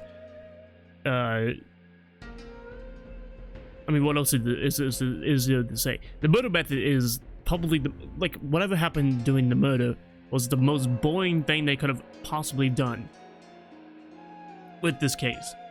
So that's probably why I'm putting it lower. I don't know. I'm gonna put it higher. Yeah, because there was still some bits and pieces, and they do the what can't I think of the name? The summoning rite, the rite where they go into the pool, the dance of devotion. Well, that's what Rafa does, but I think that's just the dance that she does. I don't think that's what it's called. The minigame is called. But still, I think that concept is very good. It's very interesting. See like the last moments that the victim had, and then like how people are manipulating it into making it seem like somebody else did it. You know, I like how they do those is very creative. So yeah, I'm going to probably put it ahead of Turnabout Countdown. I'm gonna probably do that actually. Yeah, I'm gonna keep it like that. All right, the magical turnabout. I was talking about this one before a lot about how Dr. Ratings is honestly a very good character. Well, he's a very entertaining character. Everybody's entertaining with this within the series. I can't think of any other word other than entertaining. He's just got a vibe to him as like the obvious killer, and he's like such a douchebag. But that's kind of like how he's likable. It's like how much of a douchebag he is. Kind of like the Florent LaBelle treatment of how like so self-centered Florent LaBelle is that he is just a likable character. Roger Ratings has this exact vibe about like how we want to fucking kill this guy. We hate this guy, and then we finally get him, and then we finally you know, catch him in the act. We finally prove that he's the killer, and then he has this very well choreographed and fluid breakdown, which is I really like. It's one of the best breakdowns in the series, actually. But I think the thing that's incredible about this case is Trucy herself. Is that we're finally getting some Trucy character moments. It's not that she needed character moments before. It's that it's just that we wanted it.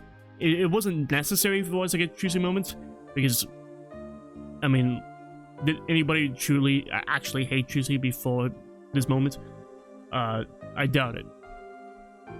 So Trucy having like a breakdown and like all the pressure that's like being brought upon her finally caves in, and like Apollo's reaction to it, and like, you know, just showing how like good of a guy he is. And then we got Nayuta Sadmari comes in, which is definitely the worst prosecutor in not in the series, but you know, because there's still Winston Payne and Jacques Portsman and Burn Faraday. Obviously he's not that all those characters are bad, but you know, he's still like much more important. As like a mainline prosecutor, I think that Nayuta is the worst one. Nayuta isn't too bad in this case, because he gets introduced and like he like does like pretty good gags about like, oh, I went to like a McDonald's or whatever, and like, you know, his interaction with what he did in McDonald's, like those gags are pretty good. It's just that as he goes along, it's just that he does the same shtick over and over and over again, especially in like case 3 and 4. I think that definitely Nayuta should have been in like the American cases, either in the American cases, because like it's like his whole culture is like contrasting with the American culture. I'm back to saying this is America, but the difference of cultures, and then that's the gag, is that, you know, he doesn't fit in with everything that's going on. And while back in Kurine, we could have like a different prosecutor that I'm not sure. They could figure it out. I'm not a game designer. What am I, a storyteller? You figure it out. But what they did was terrible, so I'm just going to say it's terrible. That's pretty much. Oh, yeah, I was going to say that the reveal that it was Bonnie and Betty, right? And that the fact that they're like twins is like, come on, dude, you've done this before. It was just like, who cares? It's like, it wasn't that surprising. Whatever. Just let me get past this part. But the murder method, about suspending him up into a sword, I thought that was very creative, and I really liked how the murder was done. Oh, I gotta rank it. Probably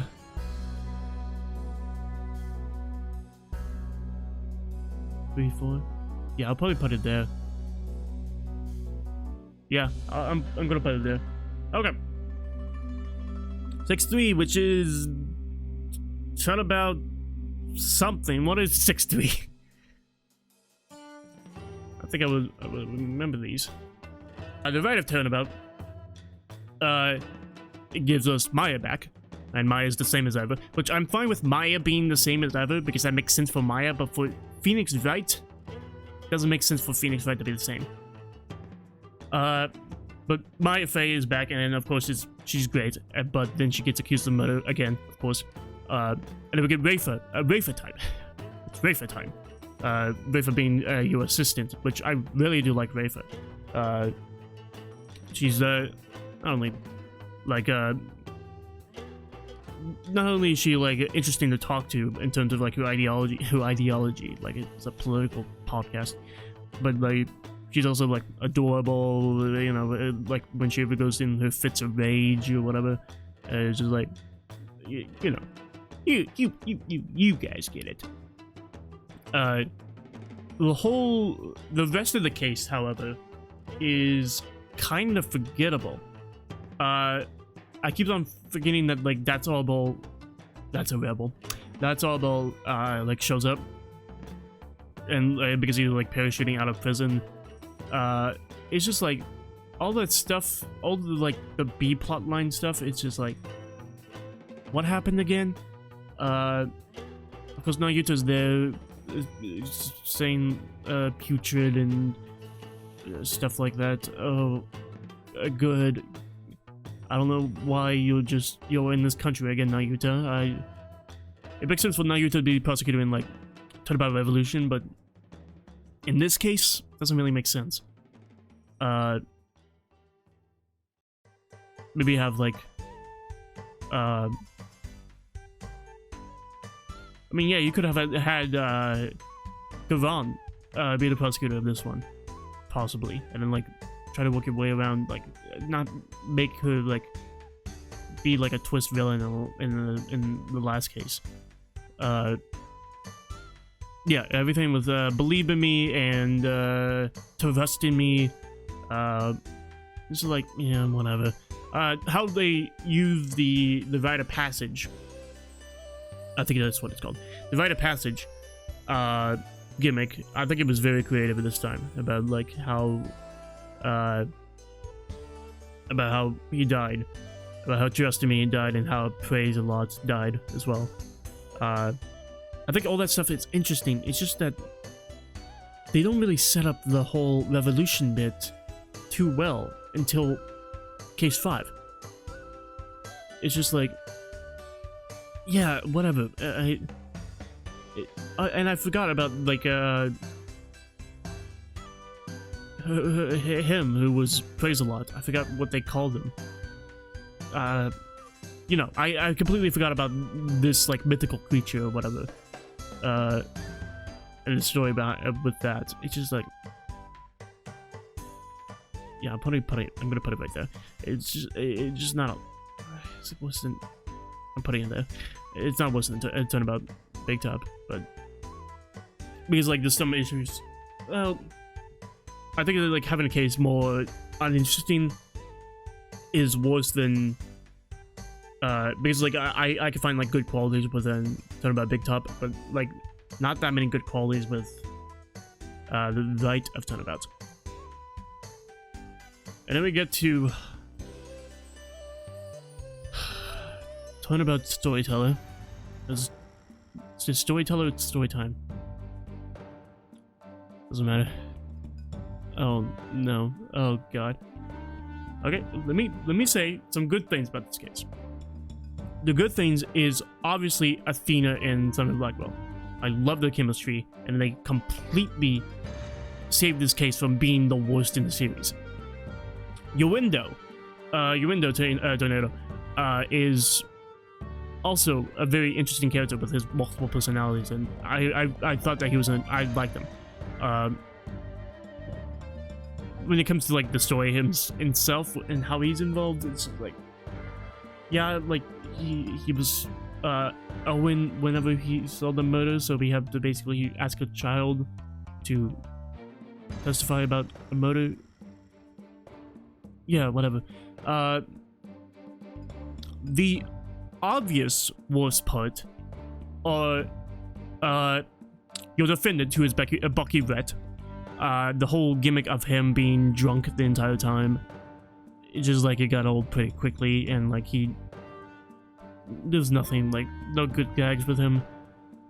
Yeah, there's Bucky Wright, and then there's obviously Nayuta being there, just traveling across the world, just being there. I forgot to mention about Emma Sky. How Emma Sky like finally got the job of a forensic investigator like she wanted. I'm fine with that because, you know, it's an arc, unlike Phoenix just like going back to like being Phoenix, right? They just like removed his arc of learning or whatever, being what it means to be truly a lawyer and how, you know, whatever. Yeah, anyway, this case, Nayuta sucks in this case. It's just like, this is the moment where we were like, come on, Nayuta, you're doing the same thing over and over again. Simon Blackwell, like, actually did, like, different stuff about each case, instead of saying the same lines over and over again. I'm like, for God's sakes, Nayuta. The only redeeming quality is that you're voiced by Matt Mercer. And that's it. And then we got the killer, which I believe it's either Geiru or Geiru Tornado. She's probably one of the worst killers in the series. Yeah, sure, she is doing the whole April May treatment by like showing off her tits, being innocent, being like, no, I can't be the killer type of thing. I think she has a southern accent, by the way. It's just like, yeah, good, whatever.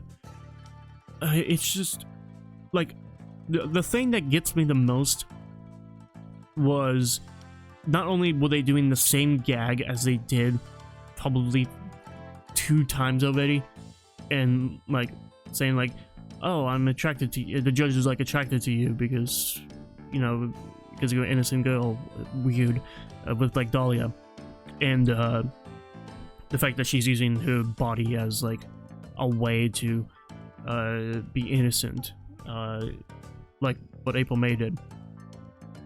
It's just like, come on, dude. It's just too. It's already happened before. But the worst part is her motivation itself, which her motivation was like they tried to pin her as a sympathetic character by the end of it. They're like, oh, I killed my daddy because what was it again? It was something so insignificant.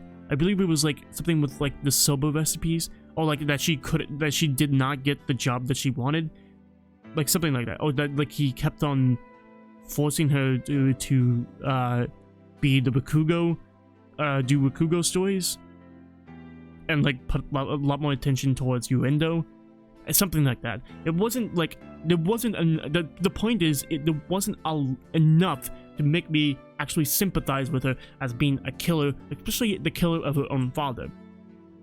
It's just like, come on, it's so stupid. It was just like, it was just so poorly done.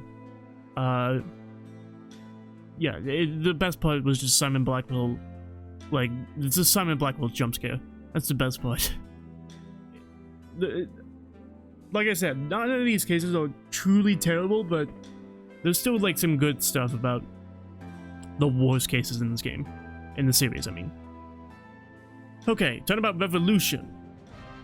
Finally, everything comes together. We have the revolution. We have Daruk Sandstorm comes in. Daruk Samurai. I'm telling you, the biggest twist in the series.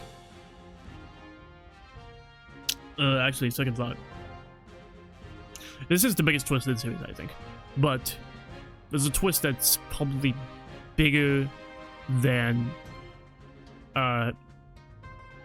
yeah, probably bigger than Fulbright being the killer. But I'll get to that later. But the biggest twist in the series, I think, is that Daruk was dead this entire time, and then that he was being channeled by Maya, and like the whole scene with like Daruk's death, and like that whole cutscene was so it was very well directed, and like the animation of him actually getting shot and killed like stuck out to me a lot, because obviously that has never happened before. We've never actually seen a death. We've seen Romain Latouche die, but that was after he got shot. We've never seen someone actually get shot.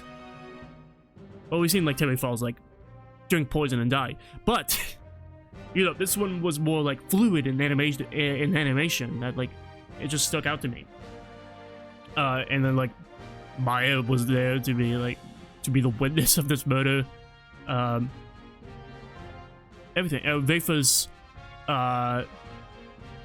loyalty within the country, and like, and how she needs to be like a better leader. I haven't like talked much about Veifa already enough, but I think Veifa's a good character. I really like her. And then finally, Nayuta comes in and actually does something pretty good, which was, you know, go again, join the Defiant Dragons again, and the a dragon never yields type of thing. I mean, that seems pretty good. Yeah, this case is the longest in the series. Yeah, longest in the series. It was like 12 hours. It's longer than Rise from the Ashes, but I think that the length is fine because it's split into two parts. It's split into the politician arc with I can't think of his name. The victim. It was like A.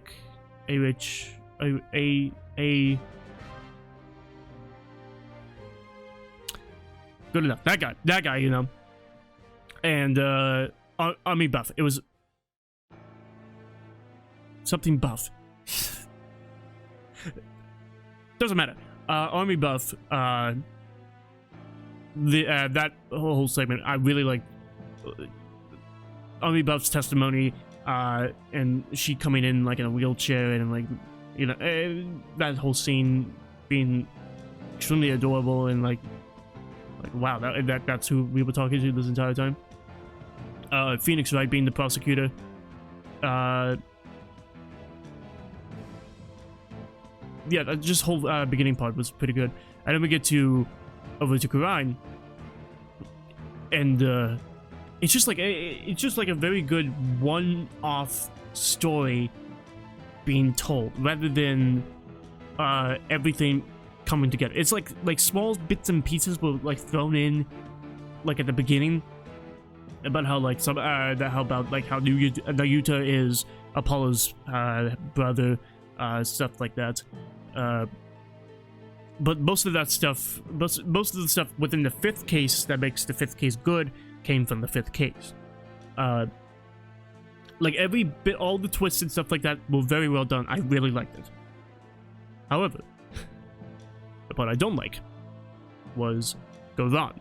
I think of Ron being the main villain, the ultimate bad guy, the ultimate antagonist for the end of the story. It just whatever. It just wasn't good. It sucked. I'm sorry. I'm sorry. It was bad. Well, it wasn't bad, but Garon was just like such a stereotypical I'm the villain, haha. Rather than just that was her character. It's just that she was just a bad person. She was antagonist. She was I'm bad person and I hate everybody and I think I'm superior to all you peasants. It's just like there's nothing interesting about her. There wasn't the stuff that within Godo or within Edgeworth or within even even Manfred von Karma has some stuff within the investigation games that makes you feel a bit sorry for him about how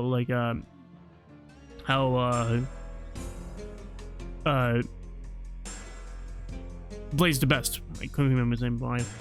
I'm forgetting stuff. How Blaze the Best was the one that manipulated him and fired him and whatever. It was the one that put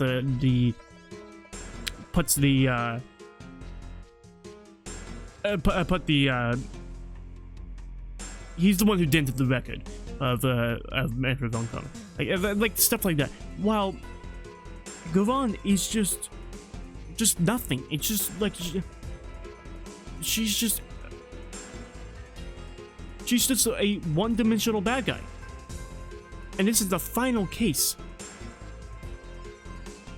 It's just without her, I think that if they did a much better writing with her character, I think this could have been a much better case. But with that being said, it's going all the way down here. Is everything with that within that case was incredible, except for the most important part, which is the person you're going against. But some of you might disagree with me on that, but that's what I'm saying, dude. I'm just saying that. That probably made no sense at all, but I'm hoping that you got the point of what I'm trying to say when it comes to Turnabout Revolution. So let's go to Turnabout Time Traveler. This is just nostalgia. Hey guys, you remember this? You remember this? You remember this? You remember this? Just hey guys, you remember Phoenix Wright Ace Attorney? That's a pretty good game. Hey, let's go ahead and make a Phoenix Wright Ace Attorney game. Phoenix Wright Ace Attorney case. And I was talking about Time Traveler. Larry Butts comes back, which it's gonna be great to see Mac's reaction to that in 5 years. But Larry Butts coming back, I think it's really well done. I really like Larry Butts in this case. Everything else is just a typical Ace Attorney case. Maya's there, Edgeworth's the prosecutor. The whole Soren Sprocket I really liked his character of how he couldn't remember things, so he wrote them down, and he realized that Piers Diggity was messing with his notes, so he did not know what to believe in anymore. Was this fabricated? Was this fabricated? Or whatever. I really like him. Alan Wyatt, a very extreme character, and I like extreme characters that just go all out. Except for Gary Tornado. I don't like her. The whole wedding bit at the end was a little bit cheesy, but I still think it was fine.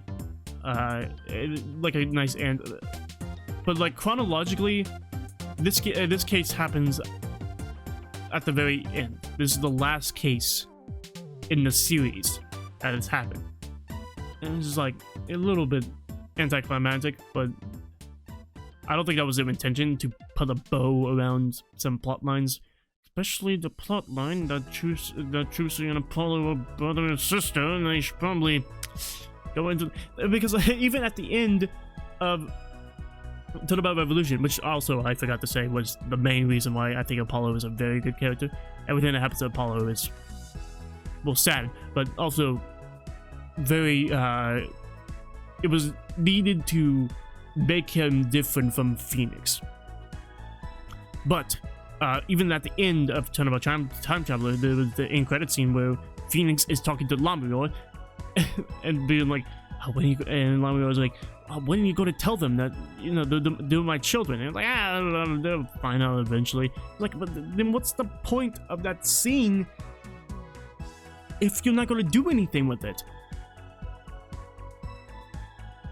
Anyway, I just wanted to see that scene. But Turnabout Time Traveler. Getting off track again. Pierce Diggity, although a complete 180 with his character to, you know, because that's what Ace Attorney does, is that, like, they show their true form type of thing, and, like, yeah, whatever. His motivation, honestly, I really liked. And, like, how his depressing backstory, even the part where, like, his clock started ticking again. Like, yeah, that's cliche, but I still liked it. That's basically it. That's it. That's all I can think about with the case. It's just like, it's a typical, a very, like, nostalgic baked, case that's just like, yeah, pretty good. But it's definitely not as good as Turnabout Reclaimed. Alright, now we're getting to the investigation games. Woo! I'll probably go through these quite quickly, because I really like the investigation games. Not so much the first one, but the second one is very, very good. There was start with the first one. The first one, nothing really happens at all. It just has the main villain, who is, I said his name before, Jacques Portsman. Very, whatever. It's just, yeah, Maggie Bird's there, but Maggie Bird doesn't do much other than be victim. That's really it. It's just like an introduction to everything that's happened, everything, like the new mechanics of the investigation games. And all that stuff. It's just like, yeah, it works. Whatever. Turnabout Airlines? Turnabout Airplane? I think it's Turnabout Airlines. Turnabout... Yeah, I think it's something like that. Turnabout Airlines. Stuff I do like is Road to Tenero. How the whole plot point about her selling the ugly bags. I thought that was a good gag, and well done. Good job. Miles Edgeworth getting arrested for like 2 seconds. Yeah, sure. And then we had Zinc LeBlanc the second, I believe. Zinc LeBlanc the second. Although he's a very annoying character, he still has his good moments. Like his first breakdown, but he didn't got in the way too much. Kimmy Meal, although is the kind of obvious killer, she's fine. She's good and fine. I think that like who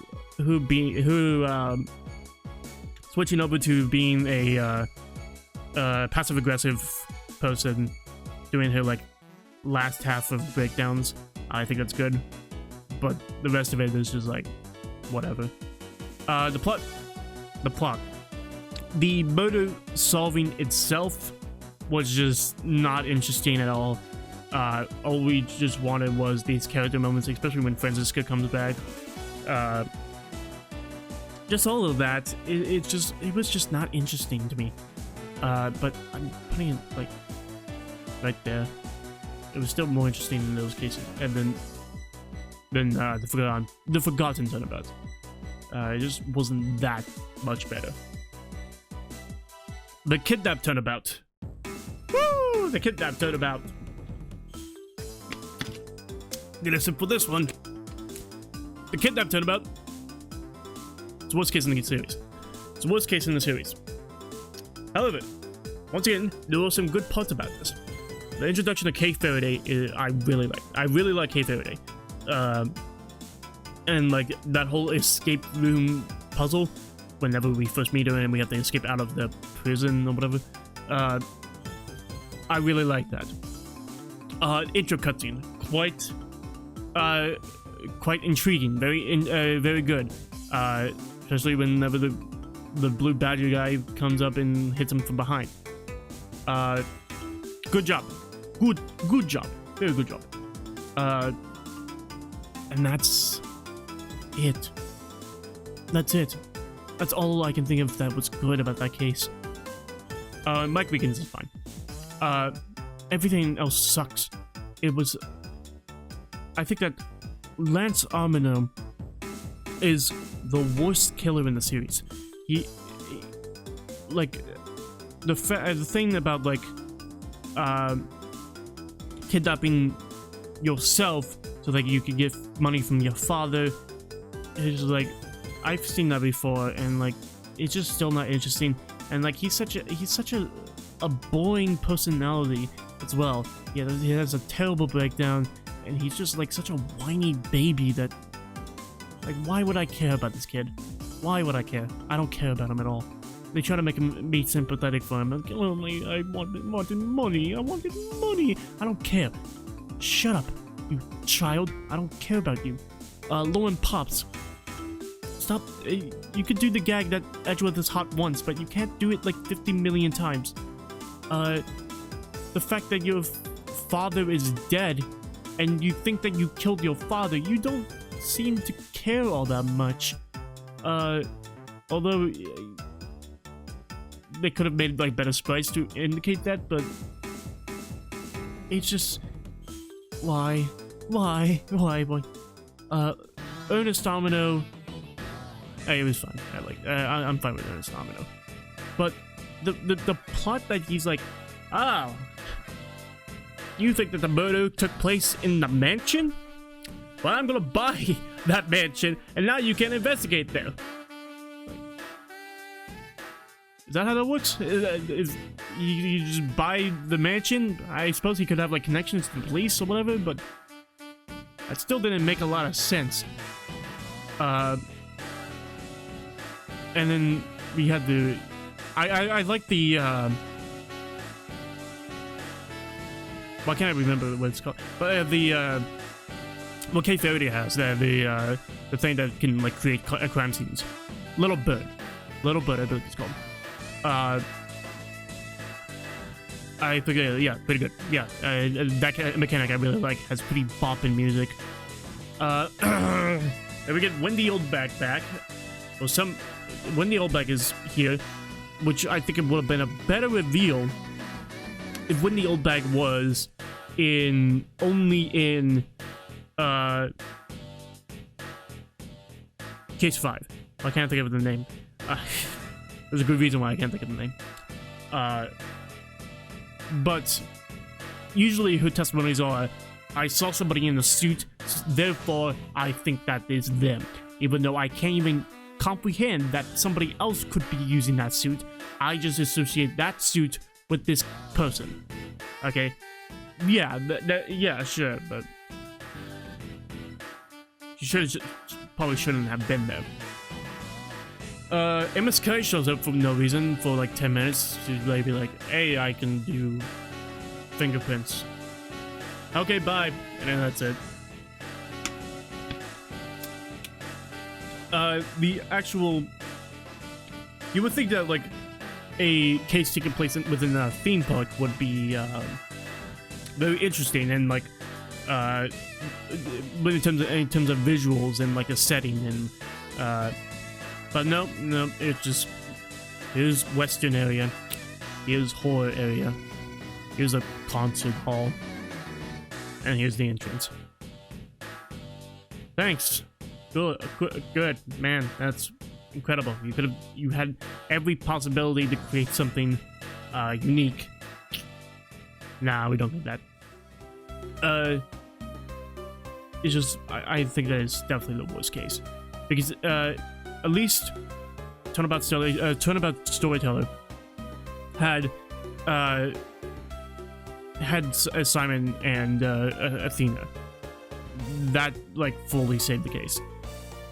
This case just has nothing. Lane shows up, and Lane is pretty good, but Lane isn't good in this case. He's just fine in this case.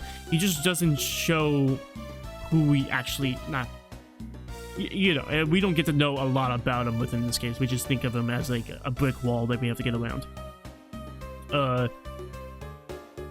That's it. That's it. It just sucks. It's definitely the worst case in the series. But we got Turnabout Reminiscence. Yeah, I believe it's Turnabout Reminiscence. Turnabout Reminiscences. Yeah. Okay. This is definitely the best case in the game. Oh, it's Turnabout Ablaze. That's what's called. Okay. Turnabout Reminiscence. Definitely the best case in Investigations 1. Because you got the Gumshoe and K30 part. You got your boy Tyrell Bad coming in. We get to see Jan Franziska and Edgeworth. Von Commer's back. Manfred Von Commer's back. And we get to see, and I think that Kalisto Yu is a pretty good killer. Very, like, psychotic. And then you kind of feel like, no, I don't think so. I don't think you can tell that Kalisto Yu is Sheena from that case.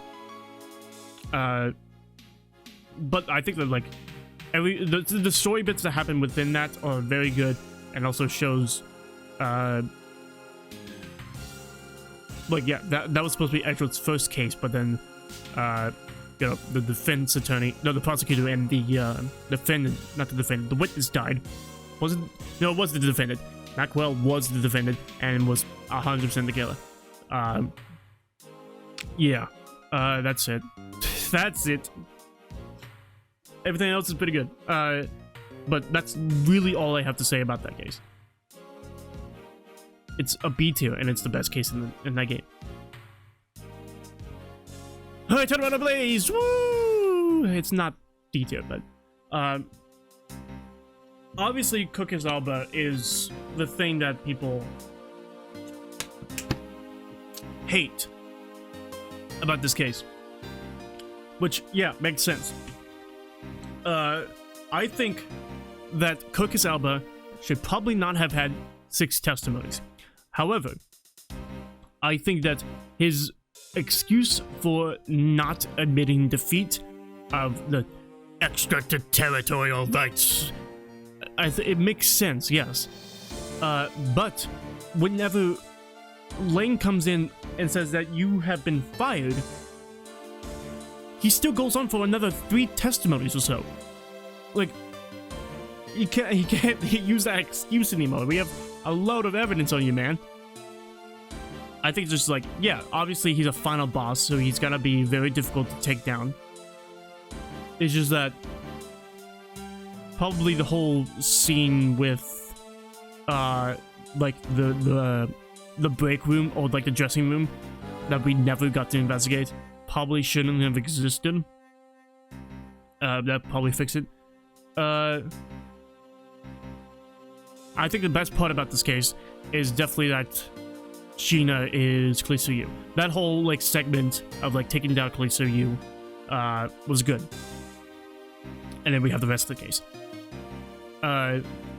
Larry and Oldback shows up, which I think having Oldback show up again was just like, why?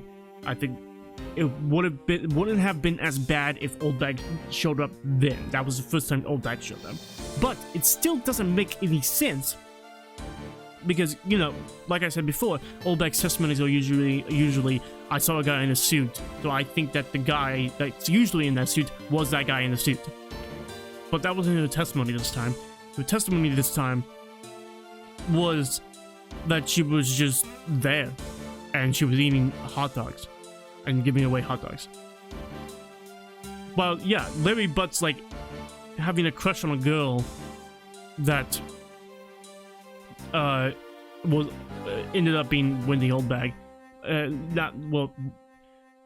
Let me do that. Okay, Larry had a crush on a girl in a costume who had to take a sick day off. So he, but he did not know that. So he tried to go down the chimney of this girl to surprise her, and but had no idea that she was replaced by Wendy Oldbag. That's why Larry was there, which is a typical Larry goof, but I don't know why Oldbag was there, other than the fact that Larry did not know that he was about to run into Oldbag. That's the only reason that Oldbag was there. But that's it. I don't know what they could have done as a replacement. Yeah, so I'm gonna put it...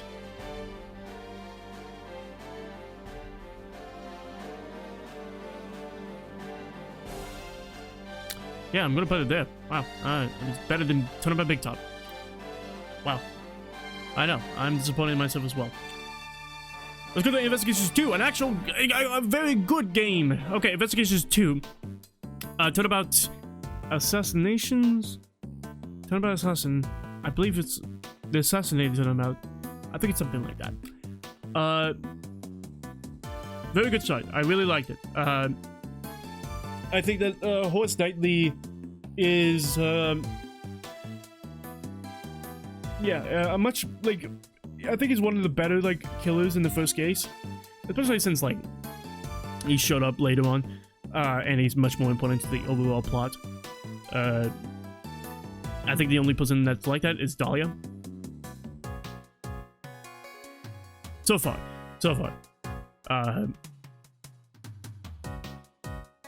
Yeah, Shelly the Killer shows up.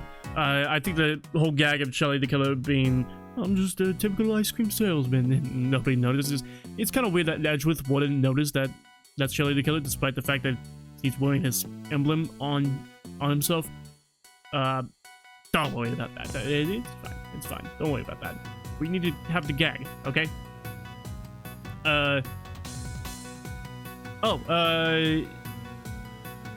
Nicole Swift. I think Nicole Swift is just Lotta Hutt. They just made her into a. They just made her into a different character, and then they put her into, and then she comes back with Lotta Hutt, so you get two of the same character to do testimonies again. Nicole Swift kind of sucks. I mean, she's a pointless character. Okay, that's all I have to say about Turnabout. It was Turnabout. Yeah, it's Turnabout Assassin. Turnabout Target. Got it. I got it. It's called Turnabout Target. I'm a genius. Turnabout Target. Yeah, that's all I gotta say. Everything else with the fake assassination plan, I think it was good. That's it. Yep. Okay. All right. Second case, the imprisoned Turnabout, I believe it's called. Which shows us Justine Courtney and Sebastian Best.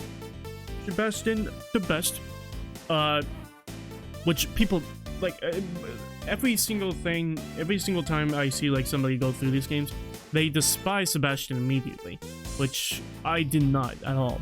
I think that he was just like a goofy prosecutor that like clearly wasn't capable of doing the job. So I was more intrigued on why he's a prosecutor rather than the fact that he was just in the way doing stupid testimonies. I thought those were good gags. Justine Courtney, however, yeah, I was like, Jesus Christ, man, just give me a break. Just give me a break. Her theme song is pretty badass though. Frank Selwick comes back, which, you know, I'm not upset about that. It's, you know, pretty good. I think that's how you do a return of a character, because I completely forgot that in Turnabout Revolution, Pearl shows up. I completely forgot about that. Pearl had no, she did not need to show up. They just like, oh, we got her model, so we just put her in the game. Why? She did not need to be there. But back to this. Frank Selwick was good. Good job putting them in the game. Seo Dogen. A very intimidating, killer-looking guy that's quite wise, and yeah, I like talking to him. A lot of these characters, especially within Investigations 2, I just like them because they're very interesting and they're very different from other characters. I just like talking to them. I just like talking. I like talking to people. I just like talking. That's all I like to do. Yeah, okay, so Investigations. So, Justine Courtney, yeah. Oh, Patricia Rowland, I don't think is a very good killer. She's whatever. She was just there. She's like, oh, that's the killer. It wasn't that interesting. Raymond Shields comes in. Oh, the goat, Raymond Shields, and he's there to make Edgeworth question himself, which is pretty good. I like that. Pretty good. Everything's pretty good. It's pretty good. Okay, so yeah, Seo Dogen. Oh, Barry Big Circus shows up. That's when Simon Key shows up, and Regina Berry. I think Regina is better in this game, sort of, because she's not completely innocent and stupid to everything that's going on around her. Because I don't understand why she didn't know that Simon Keyes was a complete psychopath, but I'm not. Yeah. That's it. That's pretty alright. Pretty alright. Right there. Yep. Okay. Yep. Okay. Alright. Oh my god. The inherited Turnabout. What the fuck? This case is insane. We get to play as Gregory Edgeworth, which is, I think that's more insane than playing as Edgeworth during Bridgerton Turnabout. I was like so happy to see Gregory get like some more character. I agreed to work with Raymond Shields and everything that happened during the case where Gregory dies. Yeah, we see everybody from I'm going to talk about, because I like everything about the case. The theme, it's not Jeffrey, what's it? What was his name? It was Jeffrey Wright? Jeffrey Masters, I believe. Yeah, Jeff Masters. Got it. Jeff Masters. Like, I think the scene of him, like when we first saw him, and like he was just like very happy and like energetic. And then the next time we see him in prison, he's got like the white hair and he's got those dead eyes. I'm like, oh, Jesus, guys. That really hit hard. I think the worst part about the case is Delicia Scones. She's just weird. She interjects for no reason. It's not only, well, yeah, her design is weird, but she's just like kind of like in the way most of the time. Like if we just had Catherine,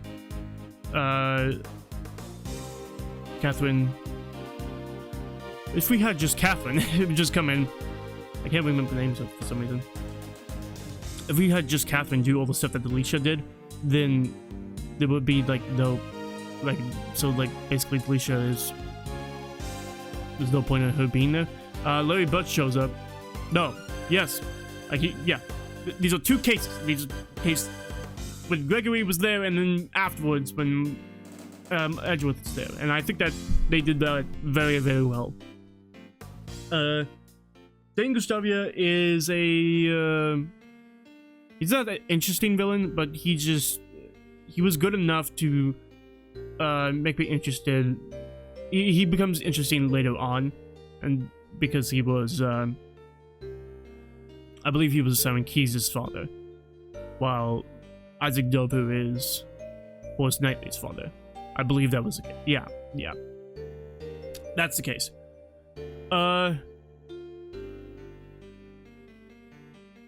Yeah, I got nothing else to say. other than Felicia was bad, and everything else was very, very good. Putting it up here. I'm putting it right there. Right there. Good job, me.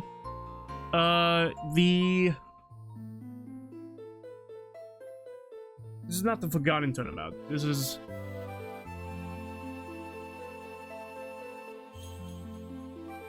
What is this case called?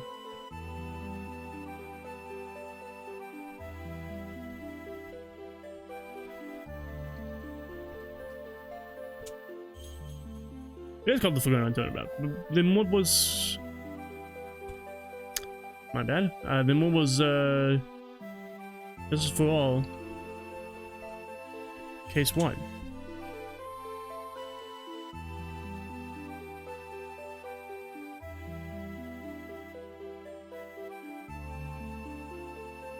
The Lost Turnabout. It's the Lost Turnabout. Okay.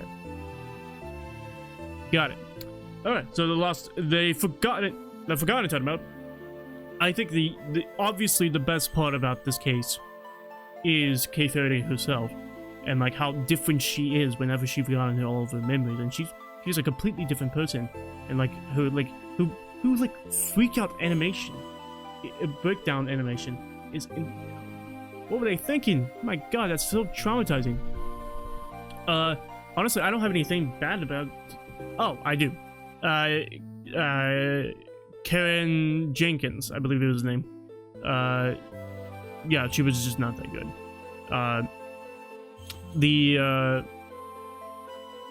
What was it? It was, well, the old lady she was with. I can't remember her name. She was entertaining.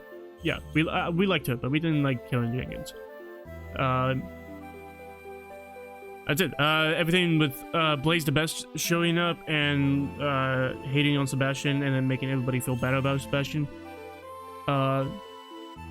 Honestly, putting it at that side, I'm gonna put it right here. I might consider that, but this is the Grand Turnabout. The Turnabout, I believe it was the Grand Turnabout. I was right. The Grand Turnabout. Did not need to look it up for that long. Grand Turnabout. Everything happened. This is like, yeah, the Sebastian case. Sebastian the Best becoming an incredible character in my eyes. Justine Courtney becoming an incredible character in my eyes. And then we have Simon Keys being an incredible character in my eyes. The Cole Swift and Lotta Hart becoming the worst characters in my eyes. That part is the worst part of the case. Definitely. Is them being like, no, you gotta prove that it's actually not Muzilla that was ramping around a skyscraper-filled city and nobody noticed. I mean, like, come on. I thought that, like, Lotta Hart, like, changed to being a, I believe she changed to be a, she wanted to be a tabloid photographer. Yeah. That was it. So, good. And she no longer is being a tabloid photographer. Instead, she is going back to looking for Gordy and stuff like that. Ah, good. Great. Oh yeah, Penny Nichols and Will Power shows up for, you know, they're just there. They're just there. They're just there. Nothing too important. It's just that that's probably the worst part. Everything with Simon Case's backstory. Lane comes back with, like, you know, being the lone wolf. Yeah, it's just everything with that just makes me like it. Like all the good things that happened within that case completely just outright makes me forget about Lotta Hart and Nicole Swift ruining everything. It's just like a chaos. It's so chaotic. Like I don't think I have enough time to even discuss why I think this case is good. It's just like everything that happens. Just know that the Lotta Hart and Nicole Swift part was terrible, but everything else was very good. That's it. Alright. Now we're gonna get to Great Ace Attorney. I'll try to go through these quickly as possible. Because, not many people are interested in the Great Ace Attorney stuff, but, I still think that they're very good games and you should play them. Not so much the first one, because we got the adventure of the Great Departure, I believe. This was good, a good start to everything, you know, showing Kazuma, introducing Kazuma, Susato, Mikotopa, everything, and, you know, Ryosuke. The thing that I hated the most about this case was the part when Hasanaga pulls out a stick plate, okay? He's like, this is 1 out of 2 stick plates, okay? Alright. Underneath one of the stick plate that he, we know for certain that the stick plate that has the gold coin underneath it, it will prove like that Giselle Brett is like the killer, right? Okay, so he shows the stake. He's like, here is the stake, and we look under it. He's like, there's no gold coin under this one, buddy. And then we have to do like a whole like 2 testimonies before we were like, here, you show me the other plate. You got the other plate over there. And then they're like, by God, it's under the other plate. Holy shit, the Koban coin is underneath the other plate. Like, what the after we looked under the first plate and we didn't see the Koban coin, why didn't we just immediately look under the other plate to find the Koban coin? Sucks. Main reasons right there. Oh, it's right there. That's the main reason it's right there. It is like, I mean, Giselle Brett is kind of interesting, like Dahlia figure, but she's still not interesting. That's it. She becomes interesting later on.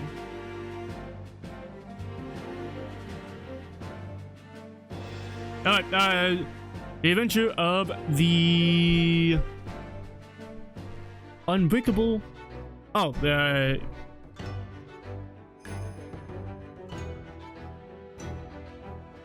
adventure of the Speckle. It's the Speckle Band one.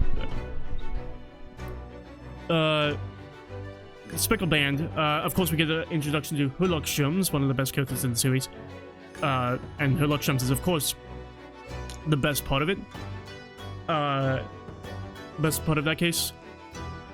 But that's pretty much it. Cosmo dies, which is like, for God's sakes, they did it again.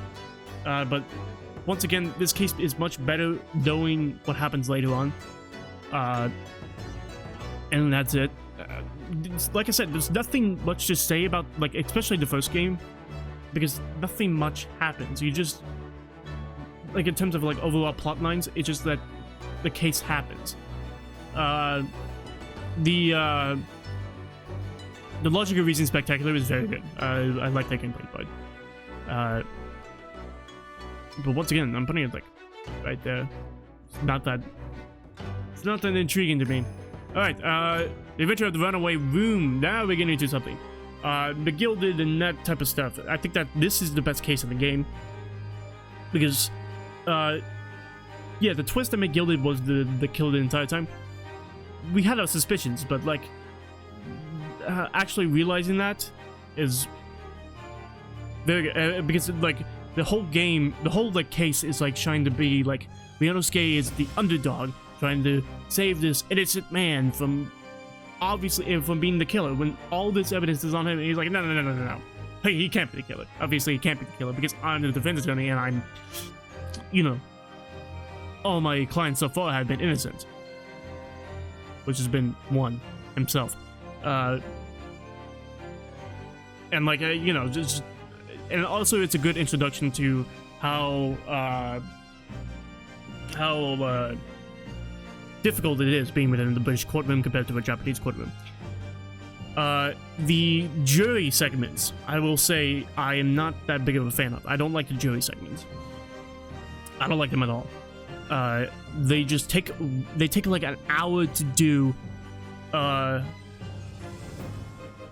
Like even with like without a walkthrough, it takes an hour to do that, so you can like get all the information. It's just like it takes so goddamn long just to do just to make the jury change their mind, and then the jury like pronounces you guilty from the smallest thing possible. They're like, the defendant was within a block of the killing of the murder scene. Guilty. Gotta be guilty. Like, thanks, man. Really helpful. I'm gonna have to spend another hour trying to convince you guys to not be fucking stupid and hasten your votes.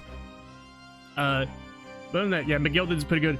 We get an introduction to Gina Lestrade, also one of the top tier characters in the series.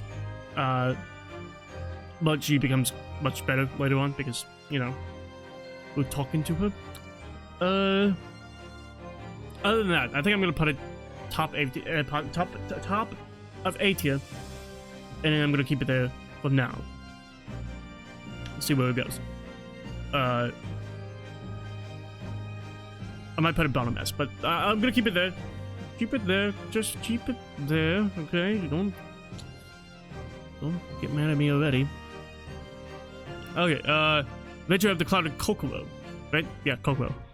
Yeah, this is introducing Saseki. I really like Saseki and like how like erratic he is, and you know, extreme characters. Like I said, I really like extreme characters. Saseki is really good. That is it, right? Yeah, because this is the Gary Dead one. This is another case where the murder, which wasn't even a murder, this is the only case that doesn't have a murder, was a complete accident. However, Joan Garadeb is the most unlikable character, the most like unsympathetic. We don't feel any sympathy towards her because she sucks. You know, she like abuses her husband, and it's like, oh, I was just in a fit of fury. Please forgive me. I didn't mean to do that. Like, fuck off. Why? You probably shouldn't abuse your husband and like, especially like throw like actual sharp materials towards him and try and kill him. A little bit of an overreaction. It's just like, why would I like her? John Garadeb though, pretty cool guy. That's about all I'm gonna put. I forgot to talk about Gregson. No, Gregson shows up. This is the first time Gregson shows up, right? I believe so, yeah. I don't believe does he show up in Runaway Carriage? I don't think so. But this is pretty good. I'm putting it right there. I'm putting it right there. Bam, got it. Alright, Adventure of Unspeakable Story. This just like leaves a bunch of holes within the whole series that like there has to be like a Grades 22. But the whole like Ashley Graydon and Gregson trying to like keep these like hidden discs from revealing very crucial information, which there's a reason why, but they don't explain it in this game.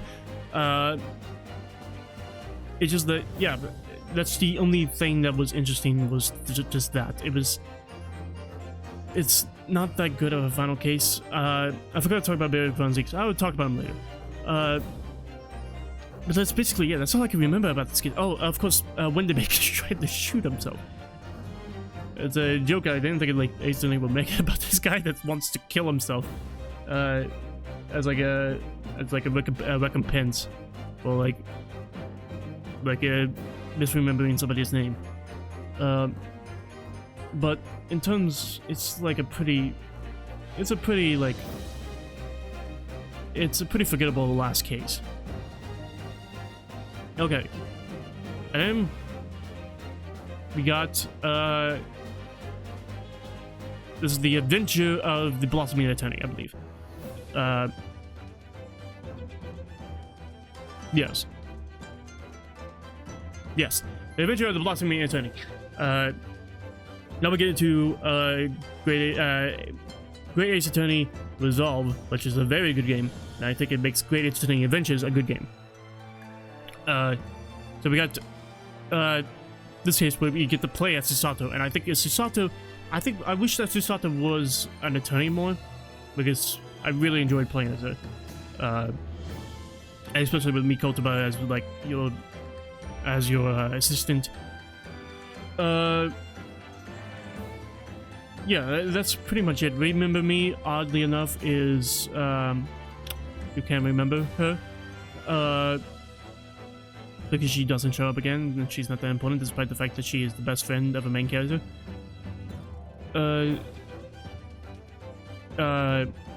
Reading Mimo is kind of chaotic, but oh well. We'll get Saseki and Hosonaga, which we like. Me and you, we like them. That's it. It's pretty good first case, so I'm gonna put it right here. Right there. Right there. Got it. Now I'm certain. And we get the memo of the Clouded Kokoro, right? Yes, I believe so. This one, it's good. It's just that William Shakespeare I don't like at all. I think he's a pretty terrible character. It's kind of annoying. Like the gimmick, him like being involved with like this criminal organization or whatever, like something like not organization, but like this. He's part of a group of criminals. I think that part is interesting. It's intriguing, but his personality just gets annoying after like 10 minutes of watching him. That's all I'm gonna say about that one. Saseki is pretty good. Everything else is good, except for that part. Okay, is it the memoir of the Great Departure? Departed Soul? Something Great Departed Soul. That's what this one is. We get more about Barry von Zeeks and Albert Harebrain, about their relationship and stuff like that. We get to see more about how Van Zeeks is not a one-dimensional bad guy. But he really wasn't the entire time, but still, I really like Van Zeeks for like, even though he's like Naruto done right, because he says the same lines over and over again, but like the context of these lines are much more humorous than anything that Naruto says. I'm just gonna say, yeah, this is pretty good. Yeah, it's pretty good. Pretty good. Put it right there. Put it there to make it look less disorganized. That's really all I gotta say about that one. It's quite long. Yeah, because Enoch Drebber. Enoch Drebber is a very cool character. Courtney Scythe as well. It's just like we could get very cool looking characters, very interesting characters. I'm just gonna be telling you what I don't like about some cases, because it's easier to hate about stuff than to like stuff. So we're gonna do Twisted. I'm gonna do these next two cases as the same case. So there's Twisted Karma. It's Twisted Karma and something like that. Twisted Karma, and then Resolve Ryunosuke no Horo. I'm gonna put these in the same case because they are the same case. It's just split up into two different chapters. These are quite incredible. I think that the second biggest plot twist is I think the biggest plot twist in the series, the second one, is that Gregson is dead. just Gina comes in and says that Gregson is dead. I thought that was I'm like holy shit. And then all this stuff about like how Strongheart was like the leader of was the Reaper of the Bailey this entire time, like as like an organization. Like every bit about that plot line was incredible, and how it just came crashing into like a beautiful conclusion. Hoodlock Shum's coming up and being like, I was faking every single time I was being stupid. I actually know what I'm doing. I was just teaching Mionosuke on how to be a better lawyer. And like Shum's and Mikotoba's Mikotoba starts tap dancing. I'm like, holy shit, what is happening? And then Gina Lestrade actually trying to resolve what happened to Gregson and and take revenge against Beric Von Zieks. And then Beric Von Zieks finding out that his brother Clint Von Zieks was actually the Reaper of the Bailey this entire time, and it's the one that killed all those people. And then he's like, oh shit, that's not good. And then we find out that Iris is actually Clint Von Zieks' daughter, and like, what the fuck is happening? Oh Jesus Christ, all this is just coming together into being an incredible conclusion. What the fuck is happening? So that's why I'm putting it right there. That's why. I'm pretty, you know what? I'm pretty okay with this list. I'm pretty okay with it. Of course, my opinion changes all over the place. Because I'm not certain about things. Other than that, this is pretty much it. This is all my opinions about these cases. I'll probably go into them in more detail as we go through them within Modern Fossil. But for now, my voice is killing me. I need to drink this water, and see you guys next time for something. I don't know. I'll figure something out. It might be a week to my next video. But hey, if you do disagree with my list, please tell me what you would put, or you'll be like, you put Turnabout Big Top that high? What the fuck is wrong with you? But that's it. Anyway, goodbye everybody. I love you.